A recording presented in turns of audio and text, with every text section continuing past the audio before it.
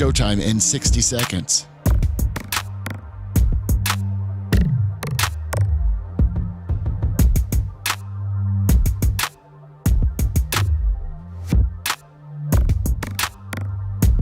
"45 seconds.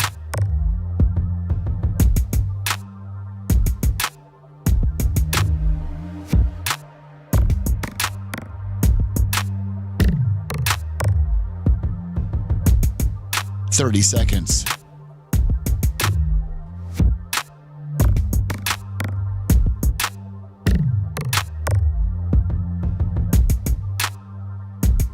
The show will start in 15 seconds, and this is your last audible warning.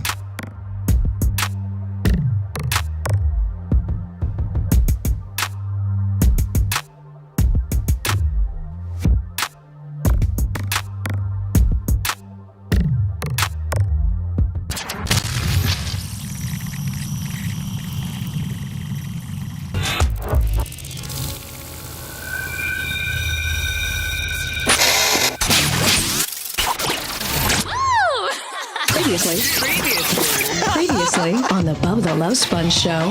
How about with Dan and me and Sethy? Yeah, I'll be with and you Lummy. guys. Come on, I mean, don't you want to have a little bit? Or maybe I'm just taking a dirt nap and I'm not going anywhere. Have you ever thought about that? Have you ever thought? Hey, Jay, where's Bubba? He's composting. He's composting right now. They poured half of him on Ocala Speedway. We're flying around. Turn Dude. 4. He's in turn 2 and 4. We're playing harps and flying around, and you're just I'm getting raced on. getting raced on. Wow. You're listening to the Bubba the Love Sponge Show.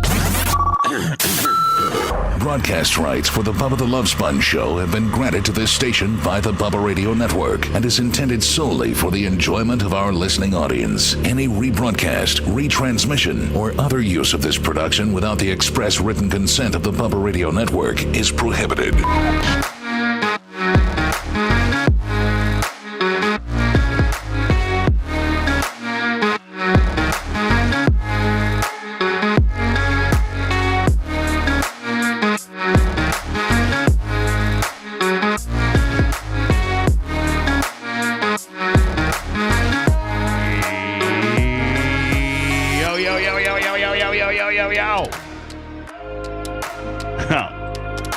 It's the Bubba the Love Sponge Show, May 28th, 2025. Live from Tampa, Florida, ladies and gentlemen. Literally, I don't know, we could probably shoot a BB gun to the airport, I'm thinking. You know, a high like a 10 pump.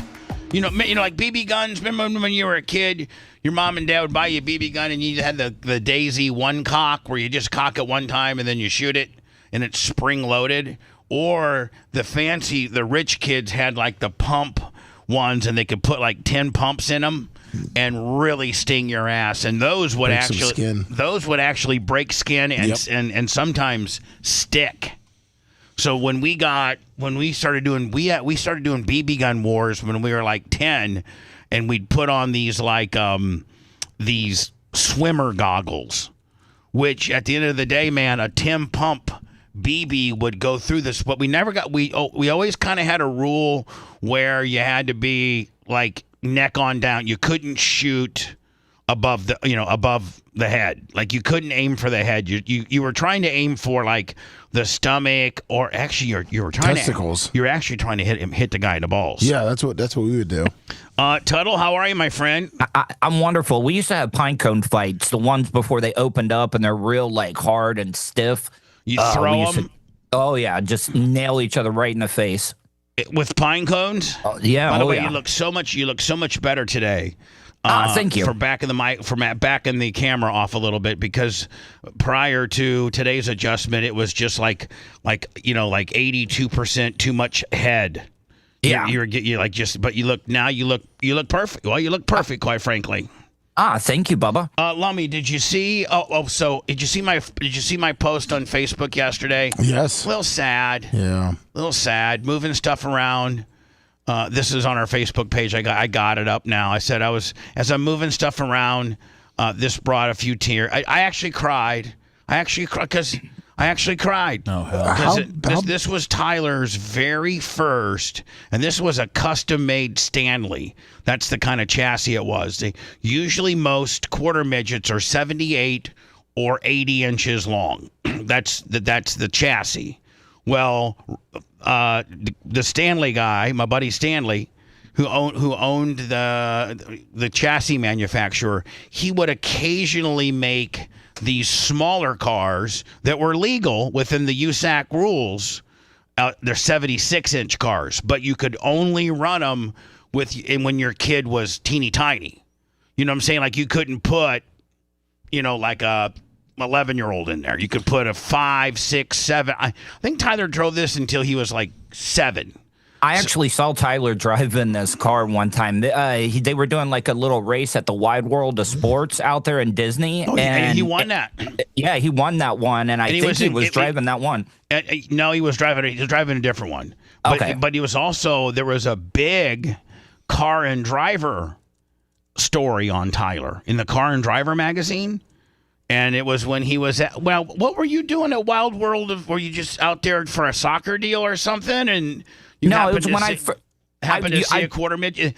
Because USAC had a huge quarter midget meet, if you will, race at the Wide World of Sports in Disney, and they just kind of coned off a parking lot, and it was like a parking lot track. And yeah, we never did that well on parking lot tracks because I don't know, they were so flat and hard to get around. I learned after I got out of quarter midgets, I learned the trick to parking lot tracks, but I'm not gonna tell anybody what it is. So what were you doing out there? It was when I first started working for you, probably like 2010, 2011, and I went out to one of those events. It was 2011. Yeah. So this was a 76-inch Stanley, and he could only drive it for I think a year because he grew out of it. It was such an advantage to have a smaller car because everything's about weight, everything's about rotating titanium, and as you can see, you probably can't really get a good bearing on it, but maybe I can do a plus. But the whole body, there we go. The whole body was carbon fiber. Was that the one at the race shop that was on top of the roof for the longest time? Yeah. And I'm trying to find. I don't want to sell it. Now, sentimental value aside, what would you put its actual value at? Well, here's the deal. If somebody, a feller wanted to have a son race. Sentimentally, it's priceless. Sure. And then sentimentally, what I would charge for it is way more than what it's worth. It's probably worth $2,000. Seth, are you trying to get Sammy in it? There's no motor in it. There's, you need to put a motor in it. You need to put a steering wheel in it. You need to put a seat in it. Other than that, it would be pretty. And obviously, a new set of tires. Tires are all dry rotted. But just in this 1 year, Lummy, I think he had 25. I think he had 25 or 30 races, and just in this 1 year, this is his first car that he won the USAC National the national championship. He was the national champion for USAC Junior Honda with this car. And if you look, this car alone won. These stickers here are winner stickers. 1, 2, 3, 4, 5, 6, 7, 8, 9, 10, 11, 12, 13, 14, 15, 16. So we only had 30 races. So this car won half of the time. God, this car was fast. This car was so fast. Are you thinking eBay, Seth? Well, I think I see. Here's the thing. I have another car that I bought. This wasn't his. When he first learned how to race, when he was 4. And I was teaching him how to race, how to be a race car driver. This isn't. This was a $7,000, $8,000 car when it had its motor in it, and it was full. Like this. This was about a $7,500 car when it was fully operational. Now there's no motor in it because the motor's like $2,000, and there's no steering wheel in it. Other than that, I think it's just all I think it is missing a steering wheel. And a back sprocket, and I think that's all. You can see that it's got Tanner shocks on it. It's got its spring. It's got its panhard bar. It's got all of its, radius rods. It's got. Is this dirty talk for gearheads right now? Yeah, they're jerking it. Yeah, I wanted to join in. Yeah, so you did. Yes, yeah. You want to say, hey, can you show me those? Can you show me those radius rods and where the can you show me where that dirty panhard bar? I was just thinking. Are you in the second or third hole of the panhard bar? I was just thinking a steering wheel and an engine, man, would really just put me over the edge. So this is probably the way it sets is probably worth $2,000, but for $2,000, I don't want to let it go. What are you gonna do? Are you gonna are you gonna have? Let me just ask. Are you gonna have this with you for the rest of your life? And then you pass, and then Tyler has to come get it. Is that? Well, is that the move that we're doing here? Here's the move. The long play. Here's the move. Oh boy, is that I continue to store it. I got three others. You have three of these? No. Oh, bigger. They're 78-inch. Oh. I never went to 80-inch. We always went to 78-inch. I got three others. I got two orange ones, and then I got his very first car that I'll see if I can text it to you. So when I first went out to Ambassador, when Tyler was 3, let me find it from Merch. She sent me. Here we go. So when Tyler was 3, I went out to Balm, Florida. Okay. Yeah. And wait till you see this old hoopty. Hold on here. I gotta find this old hoopty. So Tyler was 3, and I tell these guys. Here we go. I'm gonna. Okay. Email's probably easy for you, and is email or either one? It doesn't matter. All right. I'm gonna text it to you. Whatever's easier for you. Okay. So when I went out to Tyler's 3 years old, and I happen to have the luxury. I'm with Howard, and I'm doing 3 to 7, so I got all day. I mean, I got all day. I don't have to be at work until 2:30. And so because here's the deal, my prep was already set for me. We did prep way differently back then. Cutting articles. Yeah, we didn't do prep electronically. I had a big stack of articles I just went through, and I said yay, nay, whatever. So and it was far more looser and not as quickly paced. It was far more laid back. So I'd have to be at work till 2:15, 2:20. So we would wake up at 8:00 in the morning, and we would drive to Balm, Florida, and that's where Ambassador go-kart track is, and that's where kids get started in learning how to drive go-karts and quarter midgets. And they had at this Ambassador, JR and Ray, they own it, and it's a pretty big track by quarter midget standards. It's a pretty big track. And so I walked out there, and I'll send it to you. I knew the guys because remember we used to go out there and as adults, and I'd have go-kart night. I forget, like once a month, me and the boys would go out and run go-karts. So I had a relationship with these guys. That's a hoopy. So yeah, well, it is a hoopy, but that thing's about 30, maybe 40 years old. So I walk out there. Tyler's 3, getting ready to turn 4, and I think you can start racing when you're maybe 5. And I say, listen, I want to get. Now, at that point, Lummy, I remember I had this plastic car that you could buy like at that time Toys R Us or Walmart, and it had a little like a 4 or 3 volt battery, and it would go like 3 miles an hour. Yeah, like a little Power Wheel. Yeah, well, like anything that you could literally buy for your kid right now at any toy store that has a little battery on it, and it only goes so fast. Well, Lasker takes it, modifies it, takes a hot knife and cuts some of the plastic off, so we can fit this. And we put like a 10 volt battery in it, and this thing is fast as hell. And it doesn't even have rubber tires; it has those, like the plastic. Big plastic. Oh, they're spinning. Yeah, so we set up a course for him to go through the garage, back out to the driveway, around a big trash barrel back into the garage. Like we kind of set this course up. And the thing about it is the right rear would just be spinning the entire time. So he knew how to drive. Like it was like literally, instead of racing, it was like he was drifting. And he got really good at that. And so I'm figuring, well, if you're good at driving a loose race car, then you can drive anything. So I go out there. I don't have any race car at all except this little plastic thing. And you can't put a plastic thing out there on the real racetrack. And they're like, do you guys have anything I can buy? Old quarter midget wise, do you have anything I can buy? To put him in, just to get him acclimated into sort of like, yeah, they had this thing. This thing was in the corner, and it had just like dust. I mean, it was dilapidated. So this is an old Rice, and I don't even know that they make them. Let me Google Rice quarter midgets. This could be worth more than anything.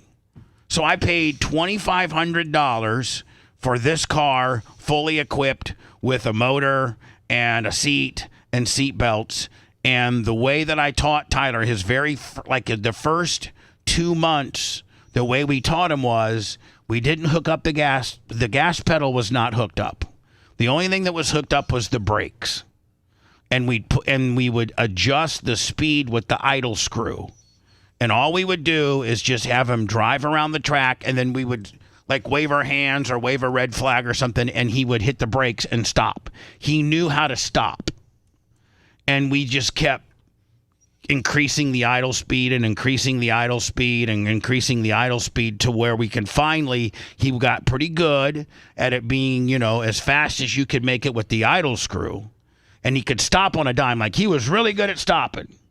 Which at the end of the day is what you need to teach your kid. If you get in trouble and you don't feel safe, hit the brake. It'll stop you. And so at that point, Lummy, then we decided to hook up the throttle, but would only go like quarter throttle.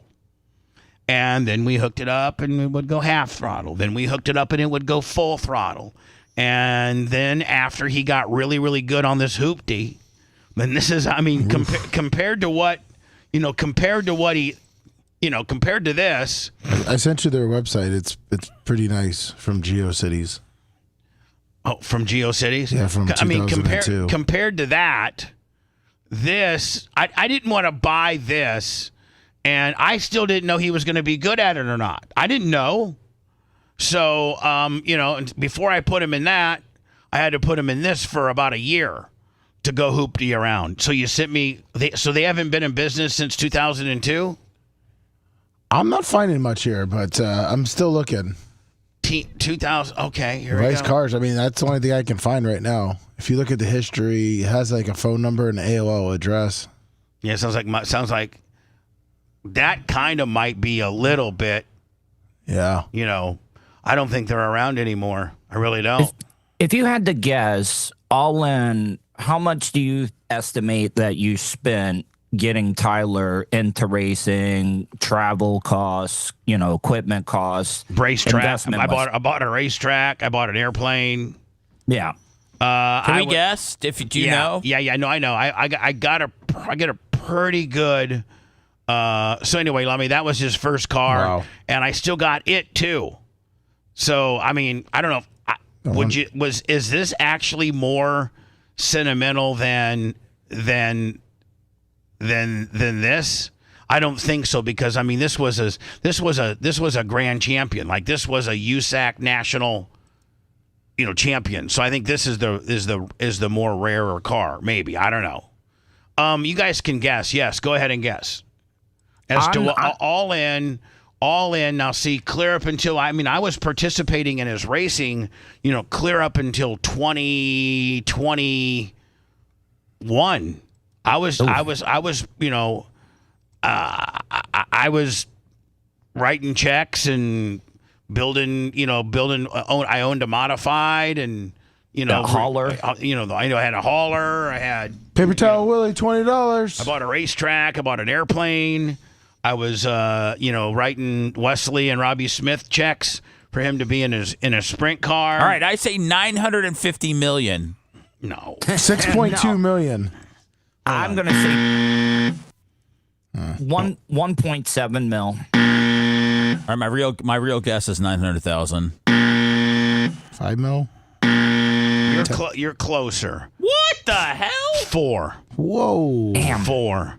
My accountant, Jim Martin, before he retired, You were crazy. I asked him, hey, listen, can you go back to like, I think it was like 3, 4, 5, like 06. Can you go back? I actually started, I had Clem Racing Incorporated, so I was running it through a company, for tax purposes and things like that. But I mean, the track was $1 million.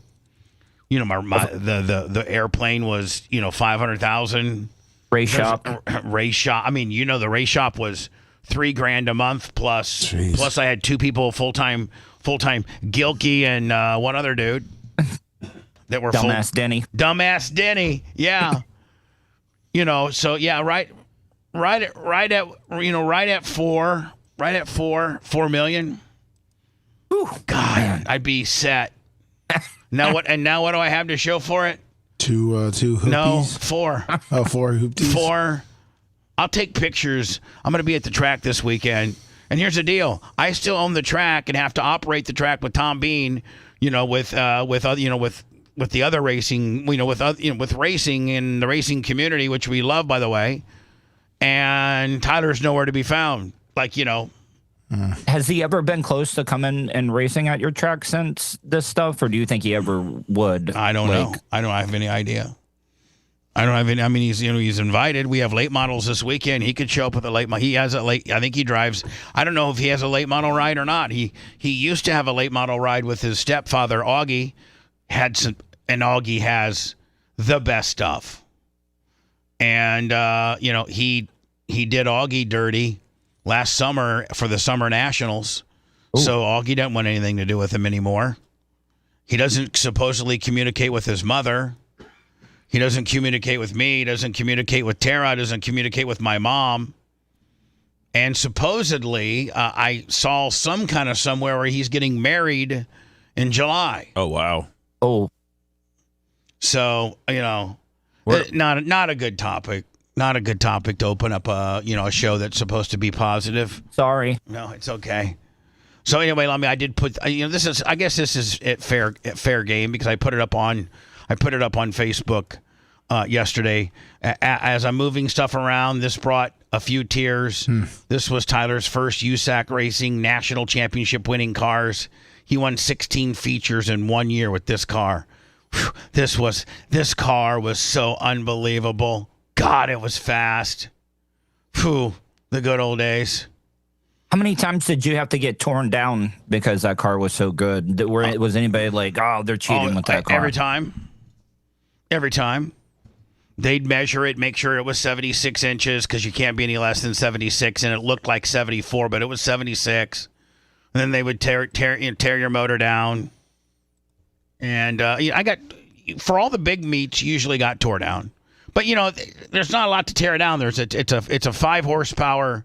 No, I'm sorry. It's a Honda GX 120, and they have the thing that they're looking for is mostly your restrictor plate. You have a red plate, blue plate, whatever, and they're looking at your carburetor and they're looking at your push rods because you can order longer push rods, which keeps the rocker arm and valve open a little bit longer to get a little more gas in there. They're looking at all kinds of different things. But I never got DQ'd for cheating. Never. I was watching the Indy 500. I thought. Did you cry during that song again? Yeah. No, I didn't. Because what's his name's not there anymore? No. Gomer Pyle? Yeah. I got so much heat. Oh, okay. With the Merch Crick. I got so much heat with the Merch Crick. If she's listening right now and she knows how much heat I got with her. She turned the channel? No. Oh. So I'm watching. It's Sunday. Just happened to be it's her son's birthday. Oh, happy birthday. So we're at her house. And she has her dad, Boo Boo, who's crazier than a loon, and her son, Vicente, over for a little get together for the birthday deal. Now, why she schedules it for noon, I have no earthly idea, knowing that that's about the time that they start the Indy 500. She probably should have had him over a little bit later, like around 3. She should have checked about the Indy schedule before she booked her son's birthday party. It is. Listen, the Indy 500 to me, it would be like a Chicago Bear game to you. So it's you know what? It's an Indiana thing. Nobody can even. Nobody understands, right? Nobody can even understand, right? and so. They're doing the flyover, and they're getting ready to do the back home again in Indiana song, which is the Indiana State song, and it always makes me cry. It always makes me cry. Well, I sent it to you in case you missed it. Oh, you did? Yes, sir. See, I won't cry now because it's all about being in the moment. And by the way. Seth would probably be proud in the fact that the guy that sings, it used to be Jim Neighbors. Well, golly, it was on Gomer Pyle. Yeah, it was Jim Neighbors, Gomer Pyle. He for years sang it. I cried during his rendition of it too. So, Boo Boo and Vicente are watching the Indy 500 with me, and we're about 5 minutes away from them getting ready to sing Back Home Again in Indiana. And she just out of nowhere goes, oh, they're getting ready to sing the song that Bubba always cries to. Oh, nice. And I looked at her and I said, really? Are you? And I put a couple expletives in there. I said, are you effing kidding me? You're going to make that announcement in front of everybody and make me look like a real punk? Like a real little bitch? Dude, if you have state pride, you have to have it 24/7. It can't be selective. So I left. Thank you. I left. Actually, You left? But you stormed out? I walked outside. So you could cry out there? No, because I didn't want to cry in front of Boo Boo or Vicente. I didn't want to cry in front of them. Why? Do they have this? Do they believe the facade that you're this, not a pussy? Yeah. Okay. All right. Yeah. I'm probably out of him, out of Vicente and Boo Boo, They look to you as the rugged one? Well, I am the most rugged of all of them. Although Boo Boo used to be a boxer, but he's about 80. and so and I said, why would you say that? Oh, why would you say that? She's like, I'm sorry. I'm sorry. I go, whatever. So I got up and did like myself, when you have something that's upset you, what do you usually do? You distance yourself from what's upsetting you. Right. You go out and take a walk. I play with my nunchucks. Play with your nunchucks. Yeah. That sounds so 80s. Does it? I play with my nunchucks. Why? Well, weapons can still hold up, man. So, if something really has you upset, rather than the family to see you have a mini meltdown or be upset, I'm sure that you go out for walks all the time, for whatever reason. Well, I don't go out for walks very often. Yeah, but I understand what you're saying. Like if you get mad, but I take a lot of pride in my crying. If I cry during something, no matter what it is, I'll own it. Well, I cried during I don't know, Minecraft Sex? the other day. So Merch Crick knows I am so mad at her. Oh. Lummy, what if you had a song? You're from Florida. They don't sing Back Home Again in Florida. There's no like when they start the Daytona 500 or the St. Pete Grand Prix or the Homestead race or any other type of, or the Rolex 24 or the Sebring 24 or whatever. They don't have any song about Florida. No, we don't. See, here's the deal. You don't Swanee River. You don't live. You don't live outside of your home state. I haven't lived in my home state since 86. I'm sorry, 88. Dude, I've not lived in Indiana since 1988. You guys know that I miss Indiana. But state songs are just for redneck states. If that's okay to say. Yeah, I mean, sure, you can say whatever you I'm want. saying it right now. I don't know if I don't know if New York, California. I know that we're not even doing it down here in Florida, even though way down on the Swanee River. But this is a tradition. Didn't Jermaine Dupri do Atlanta? This is 109th running of the Indianapolis 500, and it's a tradition. It's a tradition. And my dad used to take me to the race, and my dad would take me to Carburation Day. And the Indianapolis 500 is ingrained into my Indiana fabric. And so, I don't ever miss it. And, I always watch it. Do you drink milk? No, I don't drink milk. Okay. And so, this song reminds me of my childhood and, of, growing up in Indiana. So Merch Crick, tells two grown men who, I look up to, or at least I don't want them to think I'm a pussy. Oh, they're getting ready to sing a song that Bubba cries to every year. And if looks could have killed. So Did you give her something to cry about later? No, I didn't. I just kind of gave her the silent treatment. My goodness. So here's this. Ladies and gentlemen, please welcome. So you know what? Actually, I'm watching this for the first time. Oh, wow. Because I missed it. I walked out. I walked outside for a good 5 or 10 minutes until I knew they were done with this. Jim Cornelison, accompanied by the... By the way, Seth, you'd be happy to know that Jim Cornelison, I think, sings the national anthem for all Blackhawks and Bulls games. Oh, yeah, he's good. The Purdue All-American Marching Band to perform Back Home Again in Indiana. Listen to that pop. I don't know if I want to watch it now. I might cry now. All right.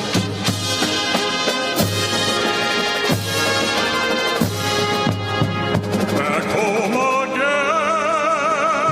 in Indiana, and it seems that I can see the Look at this old timer right here. He's losing it. See him right here, this old timer? Guy pooped his pants. He pooped his pants before the song. Still burning bright by the sycamore. still shining bright through the sycamores for me. And the new mode hay sends all its fragrance. The new moon hay. I've never seen a guy that looks embarrassed singing before.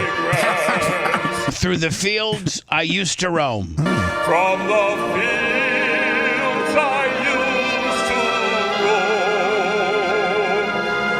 When I Dream about the something on the Wabash. dream about the moonlight on the Wabash. Then I yearn for my Indiana home. How I long for my Actually, it's supposed to be yearn. Indiana.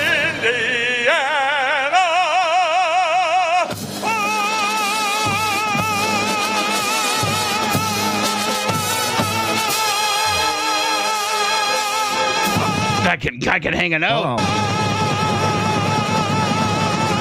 I mean, you may not be into racing, but there's 400,000 people there. I mean, just the humanity. I think it's the largest sporting event gathering. Yeah, it In the is. world. For motorsport, yeah. I mean, do they have 400,000 for any type of soccer? No, there's a bigger stadium in North Korea, by the way. It's called More the than Mayday Stadium. 400,000? I think the thing seats. It has it's close to 300,000 seats, actual seats. So, Lummy, we know that, my buddy Todd Steps and Steps Towing, the official tow company of the Bubba the Love Sponge show. If you need steps, whether it's a dead battery, a lockout, a car wreck, you're in the ditch, your DUI, and you need to drive home, they'll send a flatbed, put your car on it, and then put you in the cab and drive you home. Whatever you may or may not, whether if you're moving a container, Yes. when if I was to ever move these containers here at the studio, I'd probably call Steps for a roll-off. They got everything. I knew that they were you can watch NASCAR, as I'm sure Tuttle does, and Steps has 4 records. Steps is the official wrecker company of NASCAR. So like they were at the 500 too, though. Well, that's what I'm going to get ready to say. Oh, sorry. I didn't know that they were also at the Indy 500. So I'm watching the Indy 500 and a couple wrecks and things like that, and I'm like, oh my God, Steps is the official wrecker of the Indy 500 too. Did you see the signage? They're everywhere. Did I see what? The signage, like they had really good signage, like right there at the pagoda or whatever. Like they had a big, humongous sign, like right there. So let me, this guy right here, see this flatbed? Yep. This guy in the red pickup truck. This is steps.com. Oh, wow. Actually, stepstowing.com. See, don't think that this guy was probably had maybe one or two drinks at the Tilton Kilt, and he called up Steps to come pick him up. And so they loaded his truck up. Nothing's worse than when you take an Uber or a cab home, and then you got the painstaking process of getting that vehicle back the next morning. Yeah. But if you call Steps, they'll just come pick your car up, put it on a flatbed, throw you in the passenger side, take you home. And when you wake up in the morning, oh, there's my red truck. How long have you been doing stuff with Steps? Oh, well, I had a little bit of a hiatus where I went to another company for a stupid reason. For whatever stupid reason, somebody talked me into it. But I've been doing things with Steph for 20-plus years. Damn. I've been with him for a long time. Todd Steps is the man, and Steps is your place. By the way, if you need Steps, call them.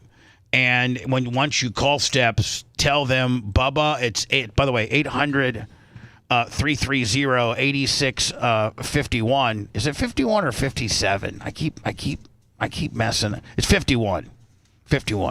800-330-8651. Yes, it is. Say Bubba Army 2025, and you get 10% off your tow bill. So they're our official. They are our official tow truck company of not only NASCAR but the Indy 500 as well. Did you see that fire breakout they had on pit road during the race? Yeah, they did. I saw that. Oh, boy. That was scary, man. Hello. What does he have today? Oh. Hey, Todd, thank you very much for taking my call. You've been very nice to me, and you allow me to make one call per day. I've got a series of questions I'd like to ask you. Okay, Can I just ask you one? Yes, you can, but I have demands as well. So we're getting along pretty well. Nobody calls me Todd, not even my mother. I go by Bubba. Not Bubba the Love Sponge. You don't have to call me Bubba the Love Sponge, but just Bubba. I feel a lot of times people call me Todd to irritate me. My name's not Todd. It's Bubba. It's my God-given name, but I've changed it legally. It's on my driver's license. It's how I prefer to be addressed. So if you could just address me as Bubba, I'd appreciate that. So I've been blocked in your Rumble chat room. No. And Hold I've been on. blocked Is that? Are we cool? Are you cool with Yeah, that? okay, can I be honest with you? But when you say that, whenever I meet somebody that's got a name like Coach, Doctor, or they have another title to the name, I put them in a position of authority. I had a doctor recently that did something wrong, but I needed to call him Doctor, but he was a clown. Okay, you know what? Okay, I'm going to call you Bubba. Hey, Bubba, may I ask you a question? Yes, go ahead, Charlie. So I have like a series of questions. You can cut me off and say, Charlie, you know what? You're done for today. Call back tomorrow if you want. But you did say, Charlie, but you did open up and say, can I ask you a question? And then you folded that into, can I ask you a series of questions? And so I think for one, we're running a little bit late. I think a question is in bounds. I'll answer you can ask me a question. Okay, so my best friend in life, her name is Evelyn. I trust her more than anyone in the world. Although, who knows, maybe she's going to betray me. I don't trust my mother and my father. We all have people in our lives that we trust. You've got 3 people in front of you right now, even Dr. Dan, the other people that you rely on that, they're going to help you advance your show, and they're going to maybe advance their career. You know for a fact, if you had to name one person on your show currently, which one of those do you trust the most, and which one do you trust the least? If you were to be honest, that's one of my questions. Well, Charlie, that is such a hard question because I really can't answer that. Meaning, this is the stuff you think about. But Charlie, Charlie, I really can't I want to say I trust Lummy the most, but I don't trust Seth. Bingo. No, Bingo. hold on. Bingo. But I trust Lemmy the most. Lemmy rocks. Okay, go ahead. But I don't trust Seth or Macho Man or Tuttle any less than I do. Like, I have this is the best group of people that I have as far as us getting along, and there's nobody that has a hidden agenda. There's no backstabbing. There's, Macho Man doesn't take me aside and talk smack about Seth, and I've had that in my and hell, even back to the glory days of Manson, who played Ned, and Spice Boy and Brent, and there was some dissension, there was some crap talking and backstabbing even in the Dream lineup. So I've always had some type of that situation exist, and for the first time, I'm telling you now, I don't have that. I don't have anybody that's not pulling for the next guy. So Lummy's been with me the longest. It doesn't mean that I trust Seth any less, or Macho Man. I would trust Macho Man with anything, and Tuttle. Now Tuttle, that's saying a lot. Tuttle. Now, up until recently, Tuttle probably would have been in the least trustworthy category because just of our history and some of the things that he did to me. But he's now a really, really good employee. He provides, podcasting with him and his wife. He's going to go out and do something for the Whites for Warren deal. He really goes the extra mile. He's got a couple different jobs, and he's here every Wednesday. He's doing good. He's doing good on the air. So I can't really answer that question, Charlie, by saying I can't. I really trust everybody. And I don't think that any of them, for the first time in a long time, I don't feel as if anybody is stabbing anybody in the back. That's my answer. Okay, that's cool. Actually, if I was in your position, I would trust Lemmy more than anyone else. What is the name of the gentleman that's got that shirt on called Topps Chrome? It's his Topps Chrome. Is that Seth? That's Seth, yes. Okay, so I just watched him. He's going through his phone. He's looking at text messages. He's looking at other stuff. He's not devoting all of his time to you. When he's in that studio, 100% of his time should be devoted to you. Everything should be devoted to you. He's got three monitors. He also monitors things on his phone.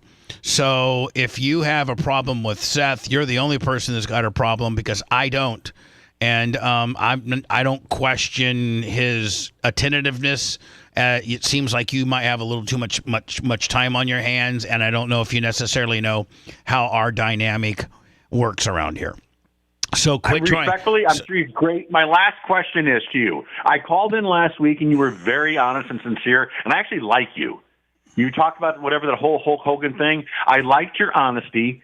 But when it came to breaking down the whole situation, you seemed to avoid taking full responsibility for your actions. You were kind of coy about filming Hulk Hogan. Do you accept full responsibility in trying to destroy his life? No, I accept full responsibility in hitting the record button, but I certainly didn't have a mindset of destroying his life. That was never supposed to be disseminated. There was only supposed to be 3 people that knew about it, and so I'll accept responsibility on recording it, but I'm not accepting responsibility in destroying his life. And is his life really destroyed? He's worth more money than he's ever been. It doesn't matter how much money he's worth. You created an emotional impact on his life by recording it and then letting that get out there. And I'm not trying to be a jerk to you. And he was very, very, very fairly compensated for that action, my friend. It doesn't matter. It doesn't matter. He probably did not want to be fairly compensated. You exposed him. You did something to try to destroy another human being's life.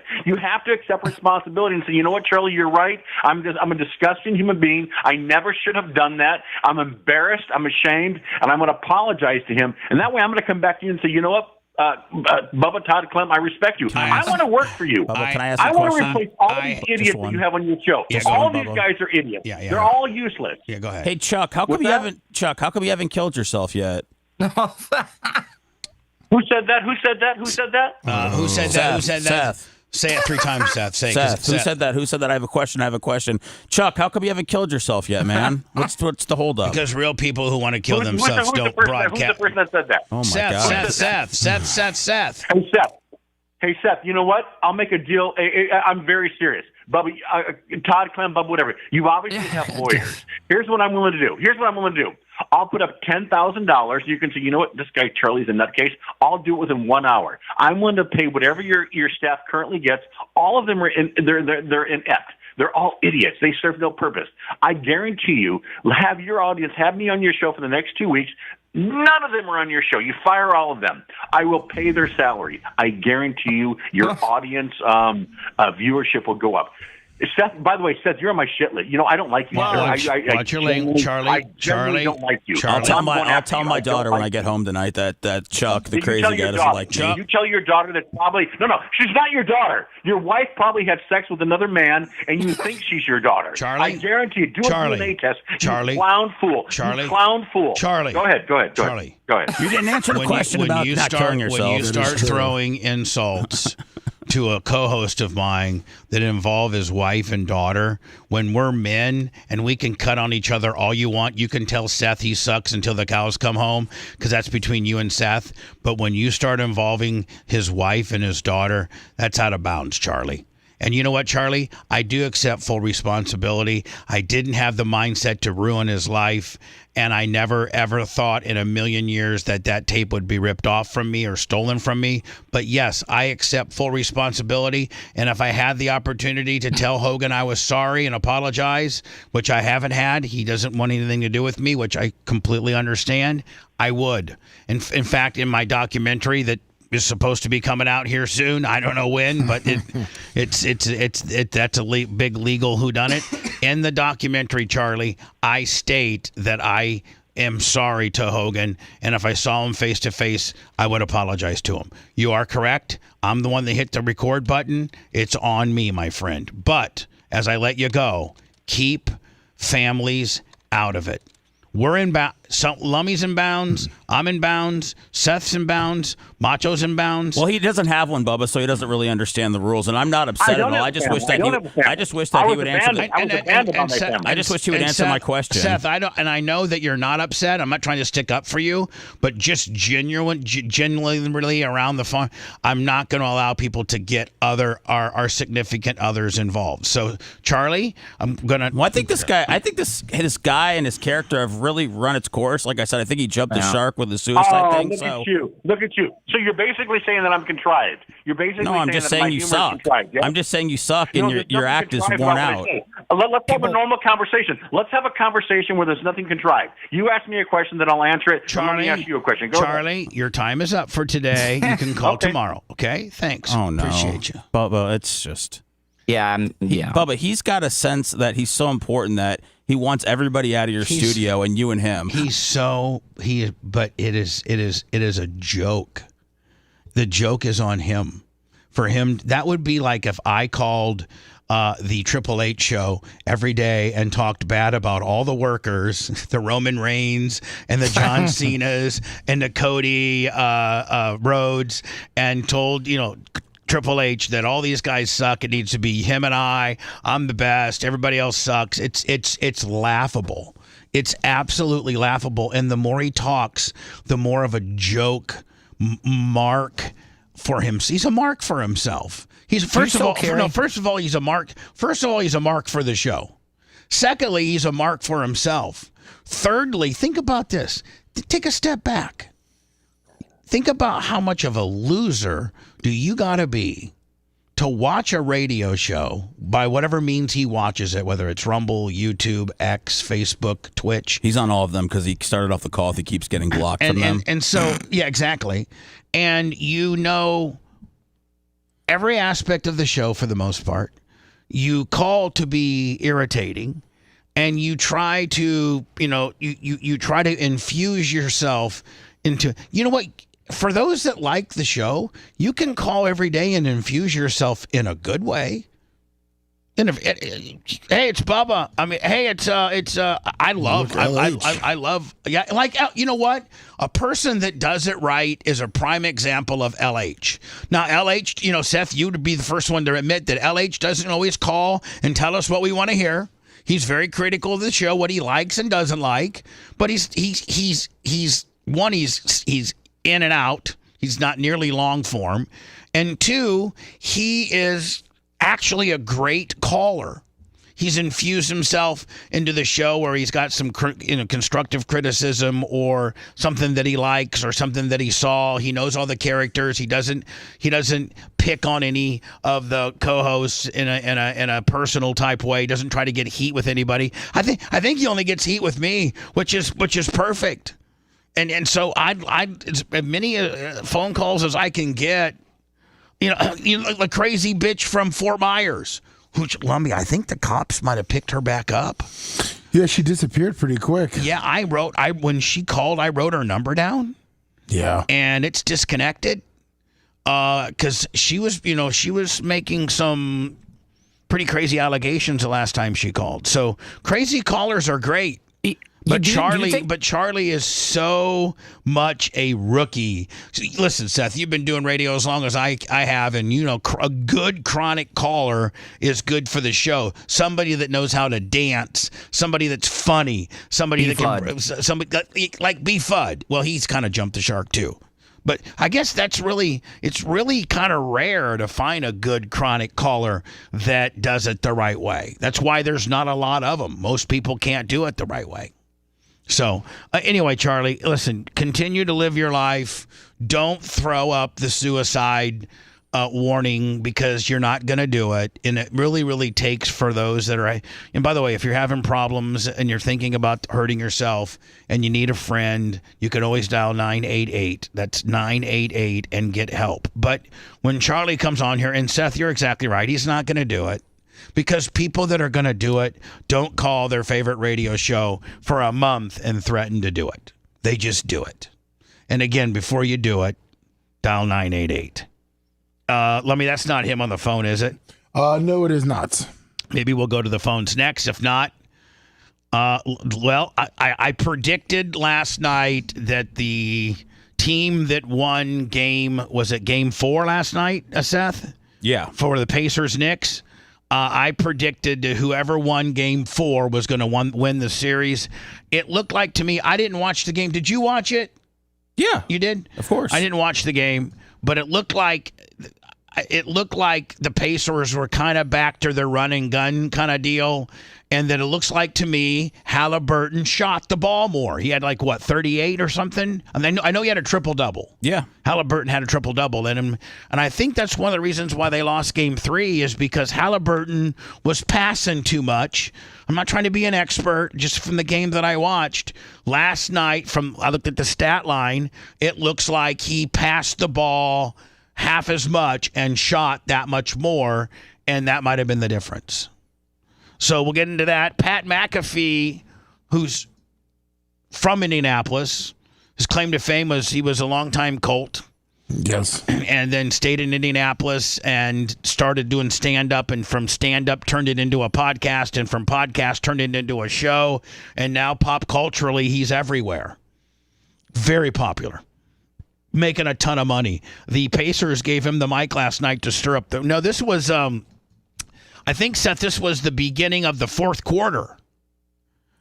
Yeah, because it's 9:52 left in the fourth. Pacers up 111-96. Yeah. So they gave McAfee the microphone last night, and I guess he said something like Spike Lee is here, Ben Stiller is here, Timothy Chalamet is here. Is that Charlemagne the God?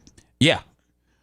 No, that's the white actor that plays in Dune. Oh, is that who it is? Yeah, Timothy Chalamet. Let's send all these son of a bitches back to New York. I can't believe the Pacers would allow that. We'll get to that next. Also, maybe if that phone call continues to stick around, we'll do that as well. It's the Bubba the Love Sponge Show. Back after these words. Want to listen to the show on demand and on the go? Enlist today at BubbaArmyHQ.com. Sign up and start listening. The Bubba the Love Sponge Show will be back after this.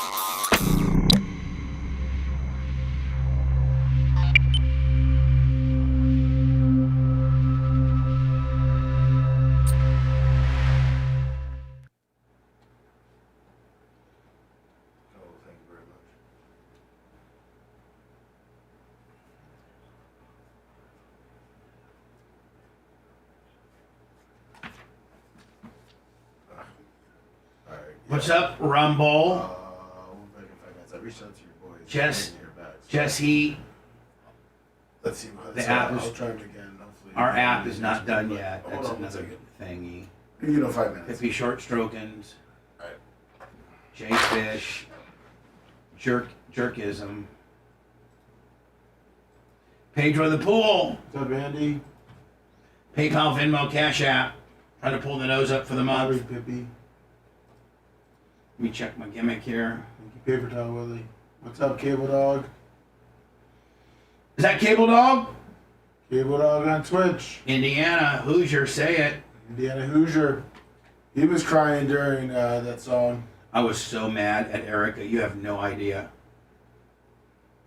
Yes, Brad, he did. He doesn't listen to his own logic.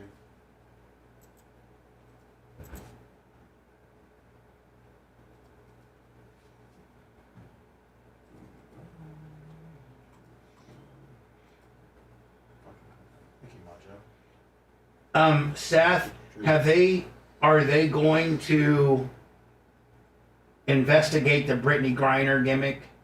Or is that over? No, I don't think they're gonna. I don't think they can investigate lip reading.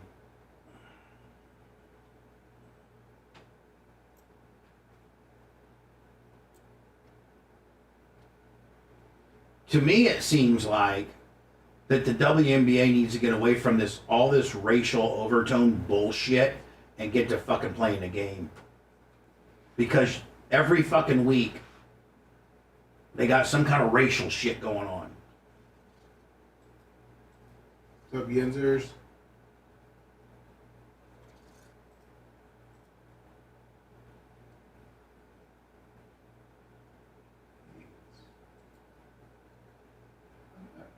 Did you see the Portnoy gimmick? What that? His response right here. The Fever's response, or Yeah, well, Portnoy tweeted out. oh, okay. Yeah. And then put the. What's up, Danny G?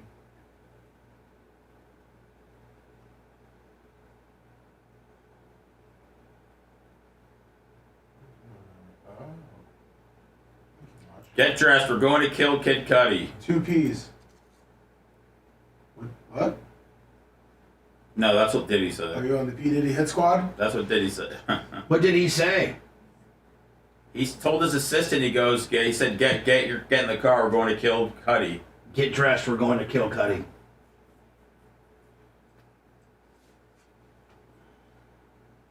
Some Cougar Lips.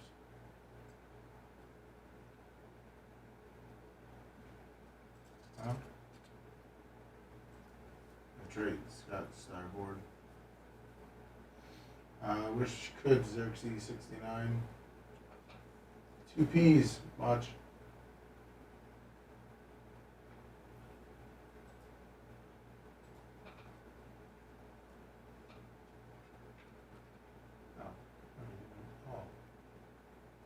Okay.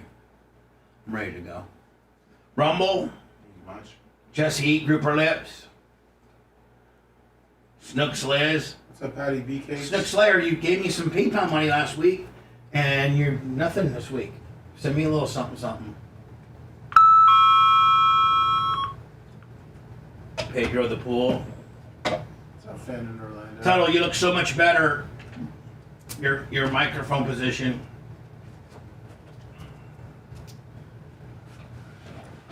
Can't look that good, Snizzo. What's up, Dutch dude?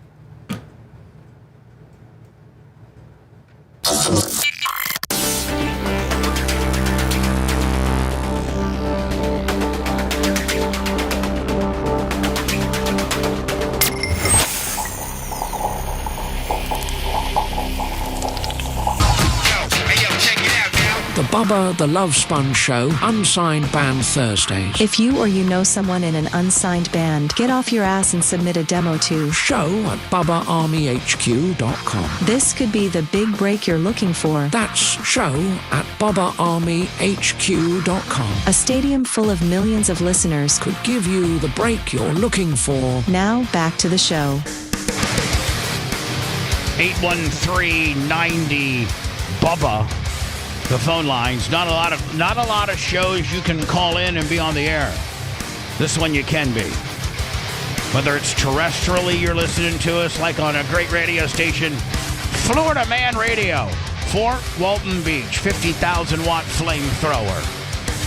Shannon Burke in the afternoon, us in the mornings, and we're getting ready to make a major announcement for John Cracciola, the owner of JVC, in conjunction with Griffo and some of the great, I think maybe Hedge Fund Willie. Oh, nice. They have purchased another major market in Florida, and they have a 50,000 watt FM that they're going to put Florida Man Radio on. Woo. And at that time, I hope I'm not saying something I'm not supposed to.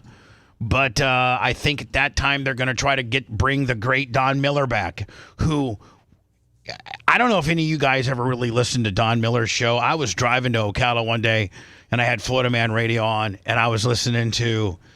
He is a hoot.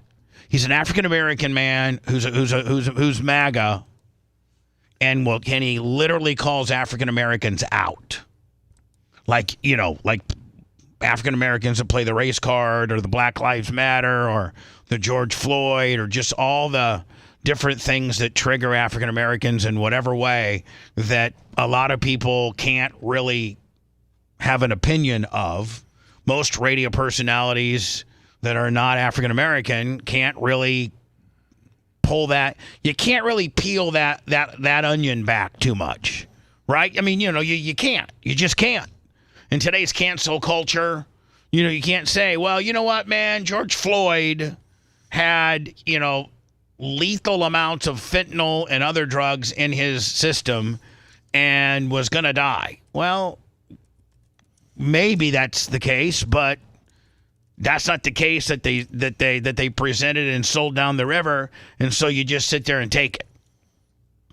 I do think that Derek Chauvin optically did not better himself by sitting on the back of his guy's neck with the guy eating automobile exhaust. Remember, his face was right by the tailpipe? Yeah. And Chauvin was sitting up there like a proud rooster. Look at me, look at me. I think once you've handcuffed a guy, he's not doing anything. You can at least give him a courtesy curbing. I mean, that he was in the middle of the street. You could have picked up Chauvin and take him to the sidewalk. If you remember, there were 1 or 2 steps up to the sidewalk. You could have put him, better yet, why don't you just put him in the back of the squad car so he's not freezing? You've already, and then just think about this. If Derek Chauvin would have just taken George Floyd to his feet and opened the back door of that squad car and put him in there, which was probably heated, or at least, I think we would agree, warmer than the pavement, right? Yeah. Yeah, it's Minnesota. I think he probably wouldn't have gotten in trouble at all.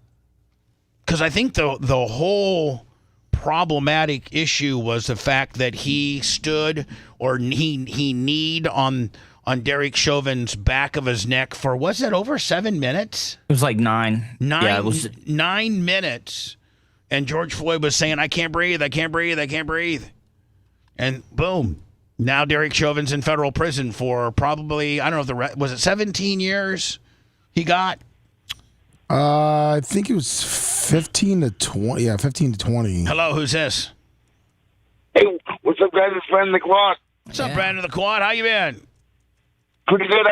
I've just been really busy. You gonna make? The Eagles on the go. Are you gonna make? Are you gonna make BARP this year? 21 years for Chauvin. Oh yeah, I am. Yes, I am. Yeah, man. I don't want to hear any vans broken down.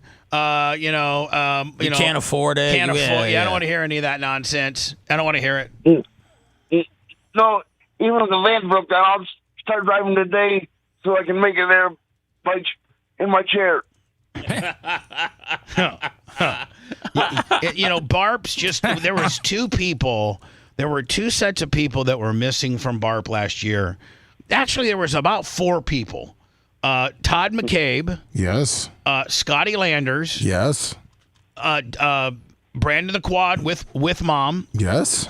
And Scout and Bingo. Yeah. Now, everything else was perfect. We had, horny ass Allie in here, and we had everybody else that needed to be here was here. I like Super Fat Bubba Light coming. Did Super Fat Bubba Light miss it too? What about the guy from Jackal? He was supposed to show. Well, stop, Seth. What? Stop with your nonsense over there. Stop with you scrolling on your phone, looking at what your Caitlin Clark's autograph's worth, if it's gone up any at all. So, what do you got for me, Brandon the Quad, other than you are already positioning and making sure that you're going to make it for Barp? Now, here's the thing, Brandon the Quad. It's a little bit bummed out that, Caitlin Hatley, for whatever reasons, I don't know. I really haven't been in contact with her or Brent much. But, it seems like the threesome is pretty much dried up, But listen, you lost your virginity to a porn star, and you were able to do it 2 years in a row. So I think you're cool with that. Yeah, and I've been talking to her on privately, and I know that whole situation on OnlyFans. Yep. Now maybe you. Yep. Brandon the Quad, since you have direct contact with her via her OnlyFans account, maybe you can set it up. Say, hey, Caitlin. Yeah. Can just me and you do K5. Okay.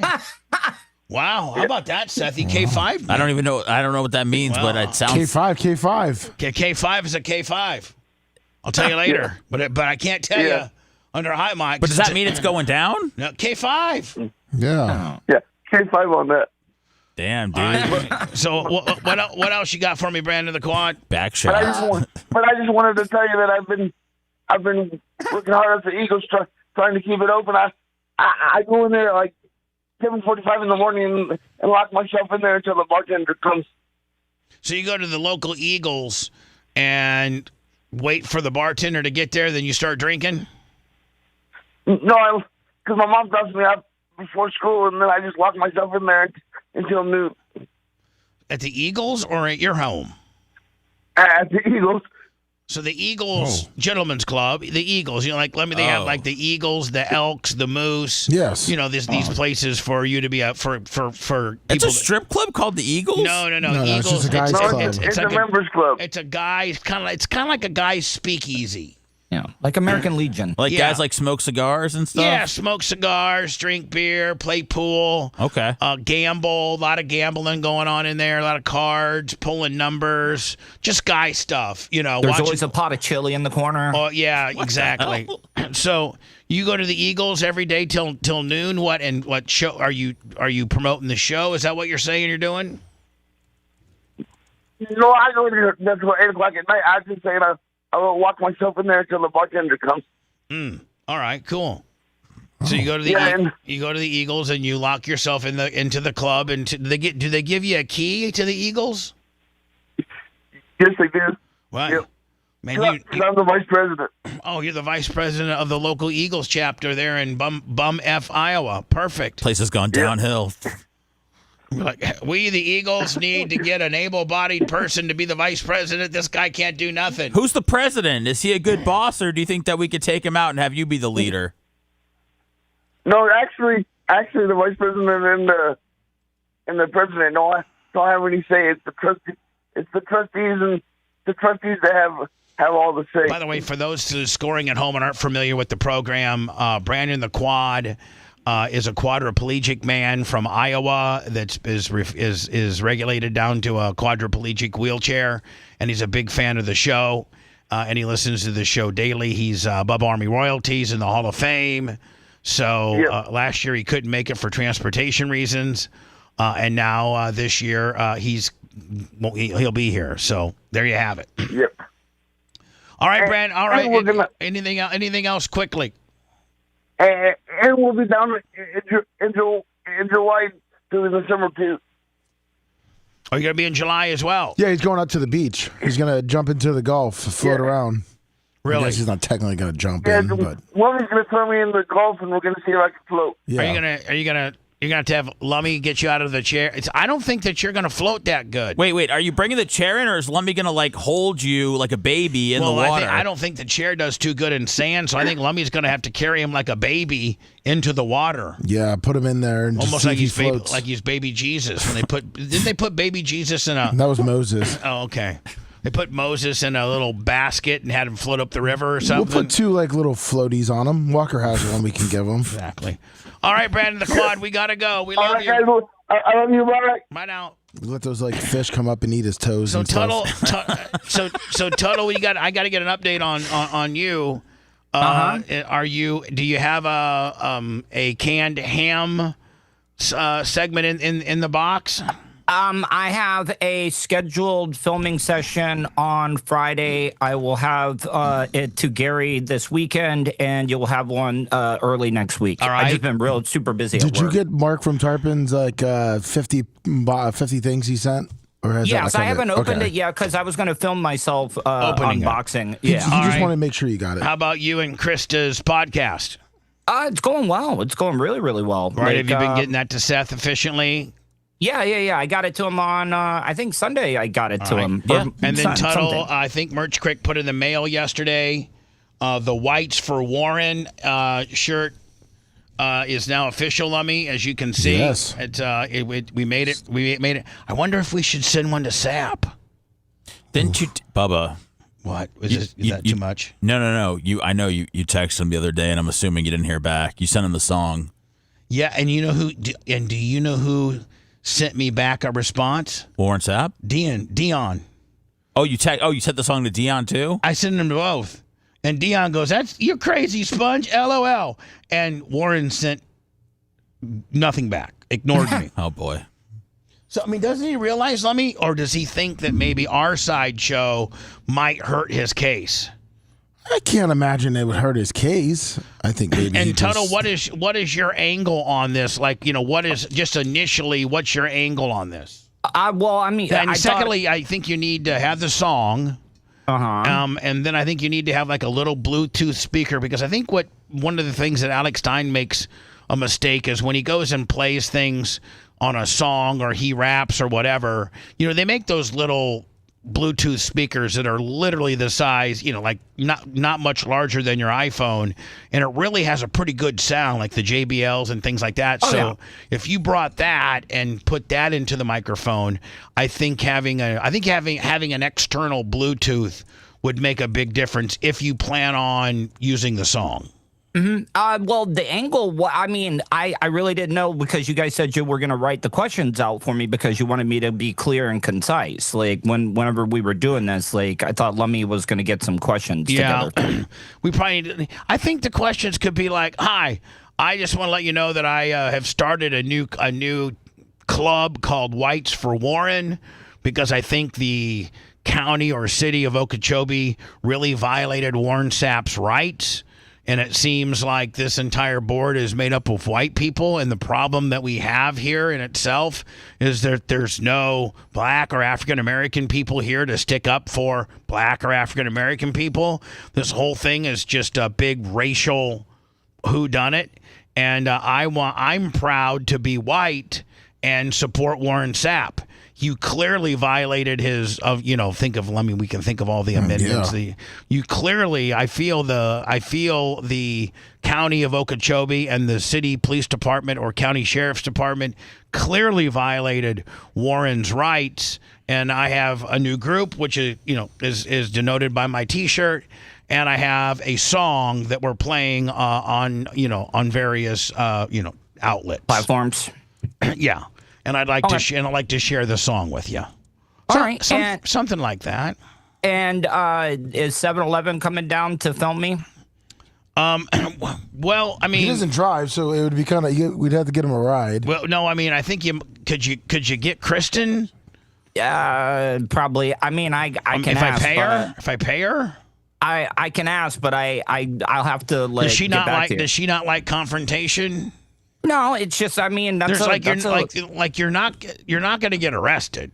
Oh, I'm not worried about that. It's just if I'm gonna go down there, I want it to look good, because the last thing I want to do is go down there and it look bad, and then you guys. Colton will do anything for $100. Okay. How about I give Colton $100? Might be tough on Thursday with his job, so we'll have to find someone. What? Yeah, Tuttle, you can't do it yourself. No, because it's just gonna look bad. Well, you gotta have to use your phone to play the song, which you'd be using the phone to record it. Unless we send them your body cam too. Oh, I could send you my because I think they do have a overall a camera for the whole commission. We'll figure it out. Okay. It's what is it? June? When is it? June 5th. Isn't it like 3 hours away? 2. 2? Yeah. No, 2.5. You know what, Seth? You're it's right. about 2.5. So let me June 5th. June 5th, 9 a.m. We have a lot to. We have to get on this. Yeah. I think it would be better. What time is it? 9 a.m. 9 a.m. And then after that, it's the 19th, 9 a.m. We need to go to the 5th, 9 a.m. What day is the 5th? Thursday. Tuttle, is there any way you can ask for a day off and I pay you your day's wages? I mean, is Colton allowed a day off either too? Yeah, Colton you know what, works for Seth? a different place now. I know what we do. Lummy. Yes. Is we have the merch crick. Oh. Go down there. There you go.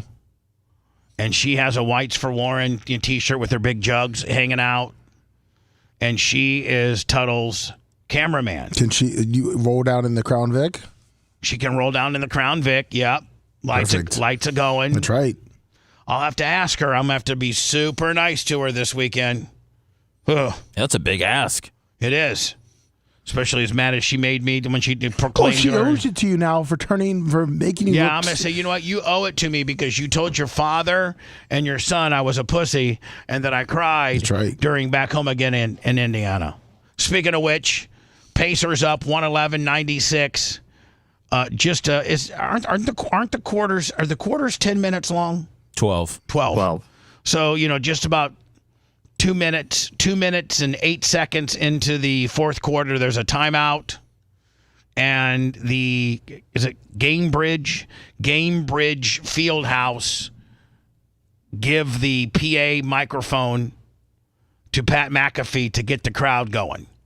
And I think it's pretty cool. Indianapolis, Indiana. We got some big wigs from the big city in the building. Spike Lee is here. Ben Stiller is here. Timothy Chalamet is here. Yeah, he's got them all juiced up. Let's send these sons of bitches back to New York with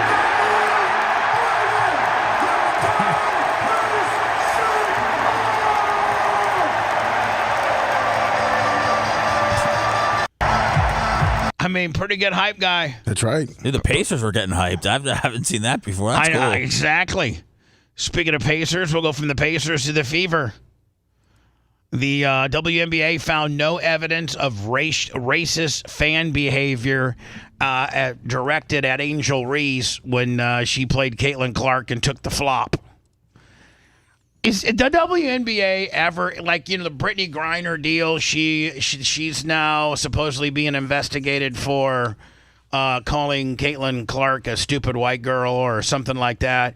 Are these black players so flipped out and so freaked out that a white girl from Iowa has turned the league upside down, has put more eyeballs on the league than the league has ever had, and at the end of the day, given the WNBA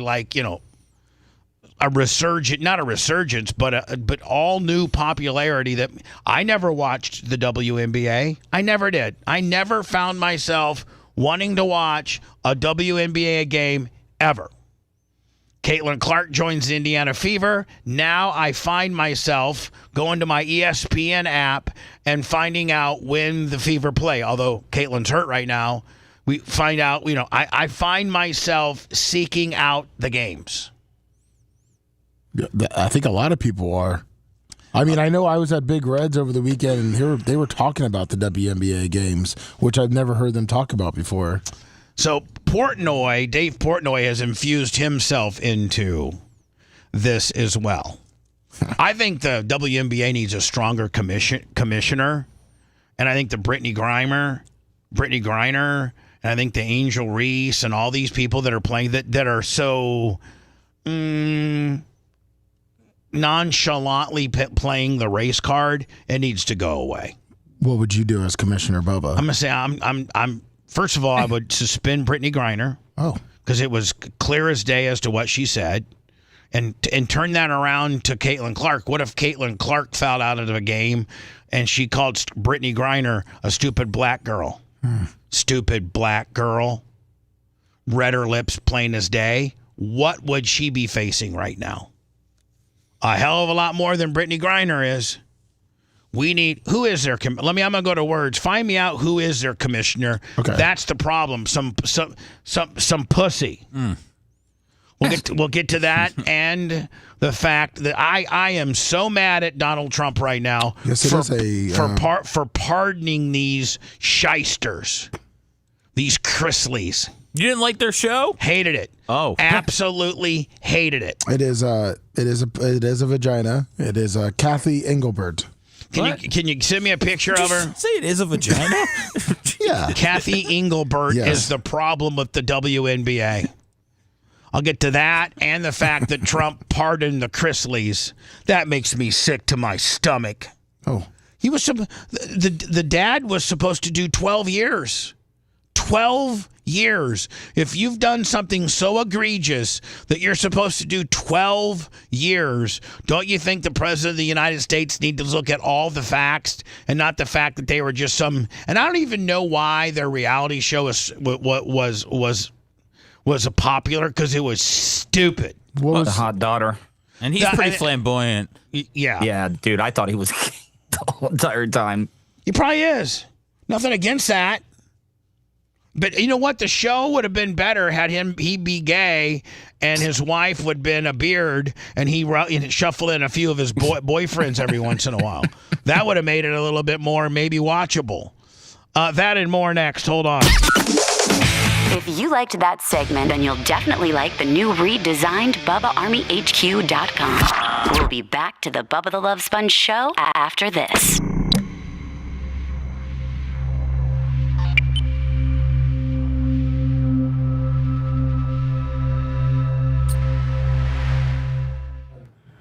Yesterday. Who is BEK?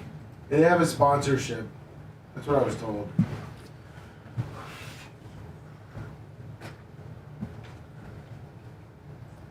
I think BEK is there Wednesday, and I believe on Friday. I think he said Wednesday, Friday. At 7 o'clock. Well, they don't do shit in views. No.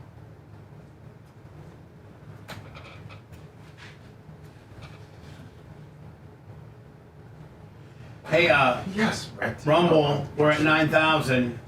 Hit that, follow us, please. Can you hit that follow us? We've been trying to hit 10, but we're fucking hitting a major wall. Yes, Monjo.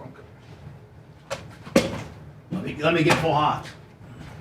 Full hot, homie. I'm getting full hot. Are you talking to Average Joe about that gimmick, kayfabe? Yes. Yeah. I'm seeing him today. Tell him, okay, what can I do for him? Okay. I'll find out.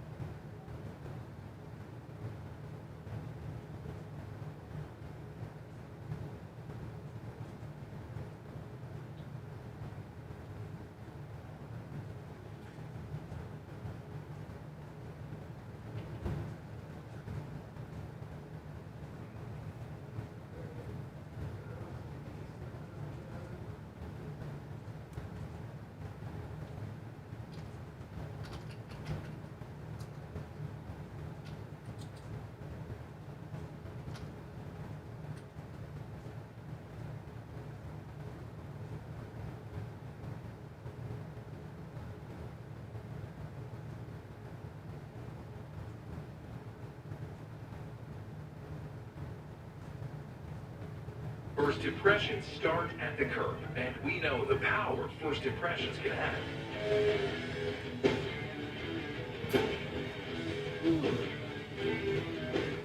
That's why we work hard to make your vision come to life and get the job done right.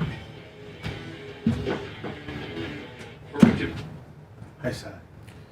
Hello, sir. Oh, man.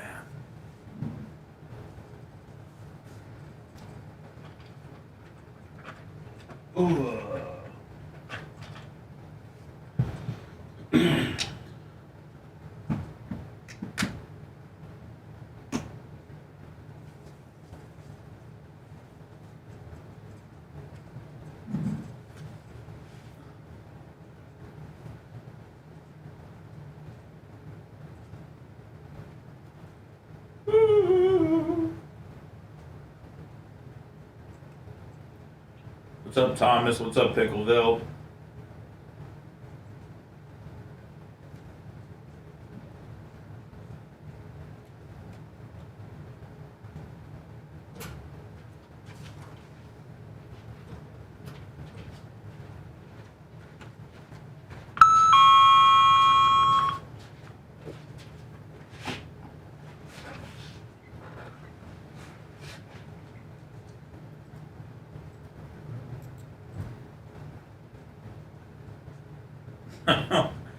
Dude, I appreciate it, Hierarchy.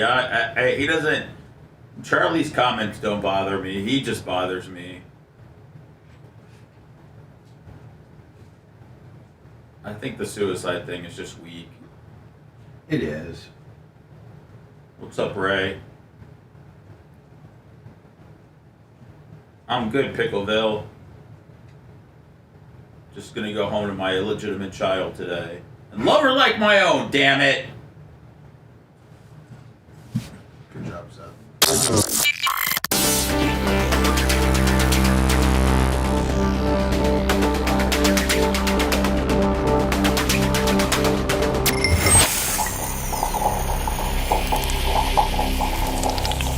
Interaction is key. Interaction. Call now 813-90-BUBBA. Now back to the Bubba the Love Sponge Show. Vicariously entertaining. Thank you. Here we go.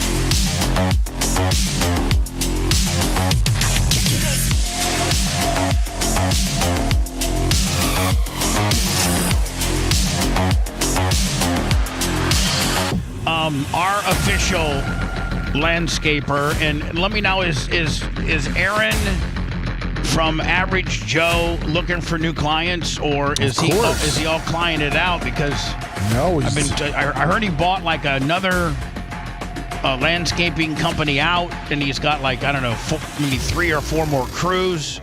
So, and does he still do residential, or does he only do commercial? No, he only does residential on landscaping, like planting and also irrigation.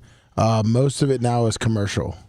So, like, if you're a dude and you want him to be your lawn guy, he probably won't be unless you own a business. Correct. Right, but then if you probably make a deal. But if like for a house, like if you want to redo your landscaping, putting in plants, different things, or have irrigation problems, he's your guy. Oh, okay. First impressions start at the curb, and we know the power first impressions can have. This is my boy Average Joe's commercial. Didn't we give them Bubba Army high res? Oh yes. Well, but why aren't they wearing them? Well, this is their Average Joe commercial. There's Aaron right there. All their trucks are That's why we work. Up. What? All their trucks are all decaled up. Oh, they are? Yes. Hard to make your vision come to life and get the job done right. See, see all those sticks he has right there? Yes. I just run over them. I mean, see, you're supposed to pick him up. I know. Yeah. See, Joe has actually stopped, turned the PTO off, got off the tractor, picked up the stick, put it up in this, up here where he can hold. I just run over it. Yeah, well. And I have Dave put new, and then Dave at the track. I'm like, Dave, you need to sharpen. You need to sharpen, or we got from Mike's Lawnmower Service of Ocala, we got 4 sets of extra blades. I'll be like, you need to put new blades on this thing. Ran over a couple rocks and some logs. So you're saying you wouldn't be a good grass cutter for him when he's doing the airport because he has to stop and spend half a day picking up the trash? No. I would send Tuttle ahead of me and said, Tuttle, go and pick up all the paper and rocks and sticks because I'm hauling ass through here and I ain't stopping. So, and if I hit something, it's because you didn't pick it up. So you can go. I think you can go to AverageJoeLandscaping.com. AverageJoeTampa.com. AverageJoeTampa.com. Now I'm trying to get him to change out some of these John Deeres into some Skag stuff. Yeah, that's right. He wants to. We're here to set the full line. I think he's getting ready to buy a Skag, and he might give me a hand-me-down. New standard of average. Reliability, quality, pride in workmanship. Why didn't he get me to voice it over? I would have voiced it over for him. You know what? He obviously paid I think are there companies that will do your video for you? Yes. Oh yeah. Yeah, this was a couple years ago. What we're about. He needs to shoot a new one. That's who we are. He wants to. He wants to with a Skag. He wants to do it along the airport. Yeah, he wants to have an American flag and be an American company. He needs to shoot it again with his new Skag. American flag, show him doing the airport because people are like, oh my God, this guy does the airport? This guy must be pretty kick-ass. Have a plane taken off. America is doing out We there. know that the seeds we plant today matter because they are what... I mean, little things like this. Hold on. Let me just show you this. Little things. Hold on here. Okay, if you're going to show your logo on your side of your truck, then at least get some Lucas Spray Mist wax and wax that door down, Lummy, so it looks clean. Doesn't look like somebody, was puke. Doesn't look like Seth was having a panic attack and puked out the side of the car. That's right. And then maybe find a truck that doesn't have a dent right there. Right? Oh. Just character. But see, just little things. You think it's holding them back, Bubba? No, not holding them back at all. Just little. I just pick up little things. I'm so sorry. No, I know. I'm asking if a bunch of little things could hold them back from greatness. I don't know. Seeds we plant today matter because they are what grow to define our tomorrow, our future. That's all. And realistically, that's all you need. And landscaping. You need a good weed whacker, dude. You need a good backpack blower, and you need a good and you need a good you need a good black guy and a couple good Mexicans. No. Listen, American average Joe. That's right. So you need a guy on a skid steer, a weed whacker, and a blower. That's all you need. Our future, our community. We're Average Joe Landscape. That, Lummy, and I'm not trying to pick us apart or nothing. But, he needs to show a lawn that's not, all gummed up over here. He needs to show, Febrezzi's lawn or something. Our community. We're Average Joe Landscape. Average people who deliver superior results. I know they show up here, I don't know what day it is, Lummy, and they get it done quick. Well, I sent you his new, he has a bunch of new equipment. His new one has, that's the one on the side of that he does at the airport. Did you send me, is this a new link right here? Yeah. All right, hold on. I got to get a new gas cap from my mower because it came off and I accidentally ran over it while I was mowing and the cap just flew into 1,000 pieces. This is it right here, Lummy? Yeah, it's like the Bubba Army. So that would probably look better on a commercial. Right, I can't really make it any bigger. Is this Aaron at some kind of lawnmower convention? Yeah, he is at landscaping convention. Right. There's one of his trucks. So anyway, Aaron, we love you. We thank you for what you do for for us here, which Lummy means you don't have to go out and mow with our little push mower. I think it's on its last leg. Yes, it is. Maybe he has a cap we can give Tuttle. Yeah. Lummy, I think really on our push mower, all you need is a new set of blades. It is. We do definitely need a new set of blades. A new set of blades and the oil changed, and that's all. That thing's a Honda. Hondas run forever. Period. Yeah, the engine sounds good. So I was asking who the NBA commissioner is, and I found out Some Larry Bird looking bitch. Kathy Engelbert is the WNBA commissioner, and she was with this longtime Fortune 500 company, I guess, as the CEO for years and years. And she's the one that won't make the tough calls on. She's the one why the WNBA is having this whole big racial disparagement deal. How they won't hold Brittany Griner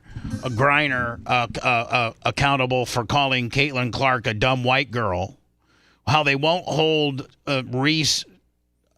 Angel Reese accountable by saying that the the Indiana Fever fans were acting like monkeys and trying to say racially disparaging words to her, when there's now been a full-blown investigation by the WNBA and the Indiana Fever, and they went and took game footage and like pumped up the DB crowd volume and tried to find examples of because they were going to throw these fans out. Fans that were doing monkey sounds and fans that were calling her various racial names on it. By the way, Angel Reese flopped on a basketball play. Angel Reese had an absolute give me layup, and Caitlin Clark grabbed her arm, and which means she couldn't shoot the layup. And then Angel Reese flopped like Bill Laimbeer was knocking her down or something like that. And Caitlin Clark ended up walking away, and Angel Reese went crazy. And then Angel Reese starts this whole racial situation. Well, Portnoy, I guess he kind of feels the same way that I do. It's okay to have a spined Indiana Fever. The investigation was bullcrap. Both you and the WNBA gave credibility to a very obvious troll. ESPN ran with it. Caitlin Clark had to defend her fans for no reason. You made something out of nothing. Indiana Fever's fans deserve better. Here is the Indiana Fever's response upon Angel Reese's allegations. I also sent you his response to the WNBA too. Okay. In response, this is from the Indiana Fever. This is a release from the Indiana Fever regarding said incident. The response to the WNBA's recently concluded investigation, Pacer Sports and Entertainment CEO Mel Raines has issued the following statement. We appreciate the swift and thorough process undertaken by the WNBA to investigate these allegations, which were not substantiated. At Gamebridge Fieldhouse, we are committed in providing the best possible basketball experience for its players and fans, and where hate speech has almost no place. Indiana is the home to the world's greatest fans, and we look forward to an exciting season this Fever basketball. Because there was nothing. And it was just Angel Reese continuing trying to race bait Caitlin Clark, because she doesn't get the attention. She's not, noted. She's not been known to be the Messiah. And if you remember last year, Angel Reese said, this league's getting bigger and there's a lot of and don't forget, I'm part of it. They're making the WNBA, as an unbelievably popular sport is not only Caitlin Clark, but it's me too. Me. I don't know that if you're great, that you have to remind people that it's you. Like Tom Brady, you didn't see Tom Brady, going, "Hey, listen, you know what? I don't know." You didn't see Larry Bird and Magic Johnson when they single-handedly revived the NBA. The NBA was at such a low point in 79, 80, 81 that they one, the teams flew commercial. And two, they didn't play there was no live games. They were all tape delayed. And the enthusiasm and the amount of crowds that would come out to watch Larry versus Michael revive the NBA to levels where they could demand live TV and the teams fly, privately, and that was kind of the building blocks of what is now the NBA. And they handed it off to Jordan. as Magic and Larry were wrapping up their career, Michael got handed the torch. And then from this, the rest is history for all the great players that have gone along the lines. But never, and there's been an established template. Larry and Magic established that black and white rivalry. That template has been established. And guess what they didn't do? They didn't poke at each other in a rate. You didn't see Magic Johnson. When Magic Johnson fouled Larry and got into foul trouble and went onto the bench, you didn't see Magic Johnson lips say stupid white guy. You never saw that. You never saw when Larry Bird, grabbed Kareem or James Worthy and, gave him a ticky-tack foul so he couldn't do a layup. You didn't hear people, and Boston of all places is one of the most racial places there is in America. And surprisingly, yes. And none of them, nobody in Boston were calling anybody's acting like primates or calling people names. They knew that they were single-handedly reviving a not so popular league. Well, because you know why? Larry Bird, Magic Johnson, Kareem Abdul-Jabbar, Charles Barkley. These guys aren't literally women / bitches. They're men. They handle their business. And they know how to make money. They know what's good for the sport. And these African-American girls are so jealous of Caitlin Clark that they try to make it a racial thing. Rather than to understand that Caitlin Clark is the reason why you're playing in a 17,000 seat venue as compared to when the Indiana Fever are not in town. It's my understanding, and Seth, you follow it more than anybody, but a lot of these teams, when Caitlin Clark is not the opponent, they will play a 4,000 or 5,000 seat arena, and then when Caitlin Clark comes to town, they'll play where the NBA franchise plays. Yeah, absolutely. Is that true? Yeah, a lot of places move to bigger venues. Yeah, yeah, for Caitlin, for the Caitlin Clark effect, so to speak. So if you're Brittany Griner, or you're Angel Reese, or you're an African American player, can't you see that when Caitlin Clark is not in town, you're playing a 5,000 seat venue? When Caitlin Clark is your opponent in town, your city, you're playing, where the Phoenix Suns play. They were saying that tickets were going before Caitlin Clark was injured against the rematch with Angel Reese. Were going for $86 on average. Now they're down to $15. So, I don't know why Angel Reese isn't smart enough, or Brittany Griner isn't smart enough, or Cheryl Swoops, or any of the people that have talked bad about Caitlin Clark. First of all, I don't know, and correct me if I'm wrong, I don't know that Caitlin Clark has talked smack about anybody. I don't know that she has called anybody a stupid black girl. No. I don't know that she has called out an opposing team's fan base that they were calling her, a honky or anything like that. I think she's kept her nose to the ground. And in fact, in the Angel Reese situation where Angel flopped and then said people were calling her names, Caitlin turned the other cheek and walked back towards the coach / mid-court and did not engage Angel at all. Angel Reese had to be restrained by no less than 2 people and a coach because she was so... that was such a bad. And by the way, the NBA ruled it a regular foul. I guess they put flagrant on it, didn't they, Seth? Yes. They put flagrant on it. Babyface is on warm line. Maybe he can help me. Maybe Babyface can.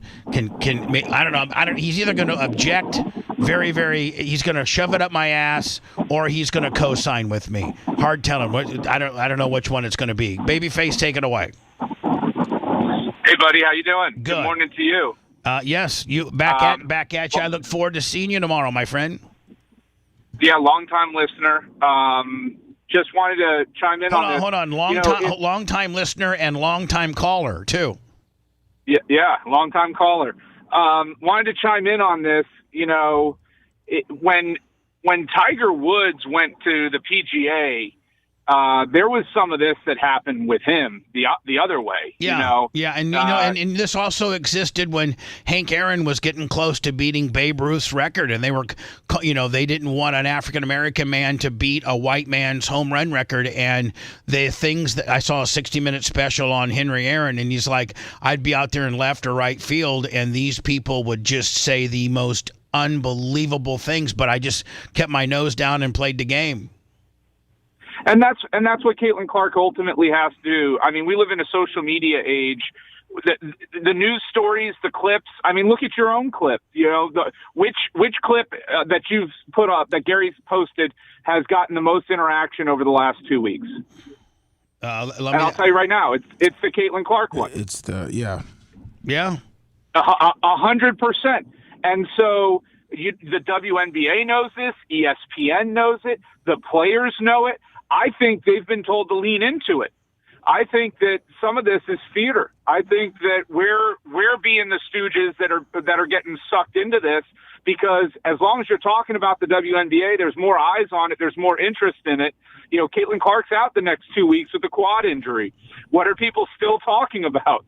Caitlin Clark. But hold on. I understand the league positioning it a little bit, but to make it a racial thing, I gotta, when there's not a racial component to it, and when African Americans or African American players are making it a racial thing when there's not a racial thing, but I got a problem with that. I do. Yeah, but it happened to Tiger Woods, is my point. You know, and Fuzzy Zeller, he's going to serve fried chicken at the Masters, and you know they didn't like his flash and his flair, and he got pushed back. And this is a tale as old as time. It's just the difference is we didn't have social media back with Magic and Larry. You can then go with what happened with Bubba Wallace with the news thing and how they made a big deal about everything. That's an example. Yeah, of trying to take a mediocre driver and elevate him to try and bring more eyeballs to the sport.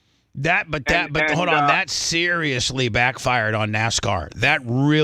That's an example of a backfire, Willie, because the fans really felt duped, especially at Talladega when they had Bubba in his 23 car, and every driver then grabbed a hold of his car and push it to the front, and he led he was not on the pole, but like for the first couple parade laps he was the front car, and all the drivers were united, when actually the FBI investigated it and had found out that the new garage door manufacturer of Talladega that they did a deal with 3 years ago, that's how they tie their ropes on their garage doors, because it's the easiest way to pull it. So that company I think was called 3K's Garage or something like that. I'm just telling you, that seriously backfired. Tuttle's as big of a NASCAR fan as I am, and that seriously the fans of NASCAR hate Bubba Wallace because of that. Yeah, it backfired like a 72 Datsun, am I right? Yeah, like a 72 Datsun. Yes. Like I don't have my Q-Zoo. But this is just a product of the social media age that we live in, and that race baiting gets clicks. That's the bottom line. You just post a stat line for one of the random players, in the WNBA, and see how much interaction that post gets, and then post one now for Angel Reese. She's kind of leaning into that villain role. I think Brittany Griner wants a piece of it now, and that's why she, through the. If you look at that, but it's pretty pathetic when you cannot, on your own accolades and your own ability, get a good stat line or get good press or have a good game, and you have to use race baiting towards the most popular player as your headline grabber. That's pretty pathetic as a player. You didn't see Mike. You didn't see Michael doing that. Jordan, or you didn't see Magic doing that. You didn't see any other person that we talk about in basketball, because we're comparing apples to apples. You've not seen that before in basketball. they didn't live in the age of social media. I mean, it's a different time, man. And I'm telling you right now, if the Magic Bird thing was today, and with social media, we would absolutely see it. But Larry, but Larry and Magic didn't participate in it. Larry, in order for this to be a story, one of the two people have to be engaging in it, and Larry and Magic did not engage. They did not call each other names. They did not call each other racial, nothing like that. They just played hard up on each other, period. Well, yeah, I mean, Caitlin hasn't called anybody a name. She knows what she's doing. And Magic didn't call Larry any names, and Larry didn't call Magic any names, and Larry didn't call Michael Jordan any names. You know what they did is Larry, Michael, and Magic all respected each other and said, you know what, that guy's a hell of a ball player. Yeah. Well, we wouldn't be talking about the WNBA on the Bubba the Love Sponge show right now if Angel Reese said, wow, Caitlin Clark's a hell of a ball player. Well, I mean, maybe you're right, maybe you're not. I don't know. Of course I'm right. You're talking about it. When did you talk about the WNBA before Caitlin Clark and Angel Reese came along? No. Let's make sure we clarify something. When Caitlin Clark came, Angel Reese means nothing to me. She's a race-baiting, not that talented, narcissistic bitch. I don't like her. Yeah, but you wouldn't. I wouldn't. You wouldn't be talking about it right now without her and Brittany and what's going on. And the only reason I'm talking about her is, and it's not in a good way. It's in a bad way. But as long as they're talking about you, right? I mean, that's what matters. Yeah, I mean, I guess. Day and age. I guess it's not, And you made a really good point earlier that, you got to be really narcissistic to make everything about you. If you're Brittany Griner and these girls, right? Right. Right. Right. And you know what? It's called the Bubba the Love Sponge show, okay? You're fired. Get out of here. It's called the Bubba the Love Sponge show. So, yes, it's about me. It's not Bubba and Friends. It's not, Bubba. It's the Bubba the Love Sponge show, and that's what's got us to the dance, my friend. So don't try to flip this over. You know what? Most talk show hosts' show is named after them. It's so don't try to flip the script on me, my friend. Are you gonna call Gina narcissistic because it's called Hunter Law, not Hunter and Matroni? Why isn't it called Hunter and Matroni? You're equal partner. Because I didn't want to change. You're equal partner. I didn't want to change. Yeah, because I didn't want to change the name of the firm. I like the way Hunter Law sounds. Well, you ought to. It's not all about me. It's what's for the greater good. Right, and you know what? You shouldn't want to change the name of my franchise either. After nearly 40 great years of it, and you should realize that's what's got us to the dance. So why change the name now? Same premise to you not being Hunter and Matroni. What, am I going to change it now? Look, after 40 years. I don't think he's looking to change it, Bubba. I think 40 years of branding, 40. And you're going to call me narcissistic because my show is named the Bubba the Love Sponge Show? Can we? No, not because it's named that. God. Well, why are you trying to turn this around on me? Oh, just relax. It was a joke, man. Bubba, he's in your crosshairs early, man. Yeah, it's not even 6 o'clock tomorrow. Yeah. You know what? You're right. It's not even. We're 23 hours. That's how much he's pissed me off. He's pissed me off 23 hours earlier than the show starts. I'm in your head, buddy. I live there rent free. Oh, shut up. Thank you for calling in. It's Bubba and Friends. Shut up. Coming to a city near you. Actually, Monday and Tuesday is Dr. Dan and Friends in the morning, and then Wednesday, Thursday, Friday is the Bubba the Love Sponge show. We'll see you tomorrow. Oh, man. Piece of shiz. If it wasn't about me, if my show didn't center around me and I wasn't called, then what the hell would it center around? No, I mean that's a good point. I don't think he was trying to change the name of the show at all. Well, I mean, he said, he brought the narcissistic stuff, saying if you think it's all about you, then you're narcissistic. That's a clean swipe at me. You know that. You know what he was getting at. I'm surprised that you picked up on it. Because he's he's very subtle with his wit sometimes, his witticisms. If you even consider that witty, which that's up to the beholder. Oh, I'm sure everybody's. No, they were saying people were saying get him off. It's Wednesday. Yeah, people were saying get him out of here. Tunnels, and we're talking about the WNBA. Is he Angel Reese, Bubba? Yes. He's babyface Reese. Yeah. Called just stupid white narcissist. stupid white shovel face. Stupid white shovel face who's not even good enough to get his name on the sign. Oh wow! Let's keep it Hunter Law because she's the star of the show. You can't even compare. You're saying you can't put that face on a billboard? No, you can't put Brian's face on a billboard. They have to be flat.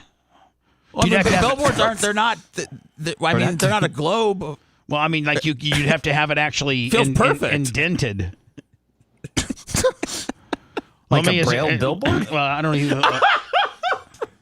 I just don't know why he just gets such cheap heat with me. Yeah, come on, Brian. I hate with it. you or like with Dr. Danny, because he can do everybody in one phone call. He sure can.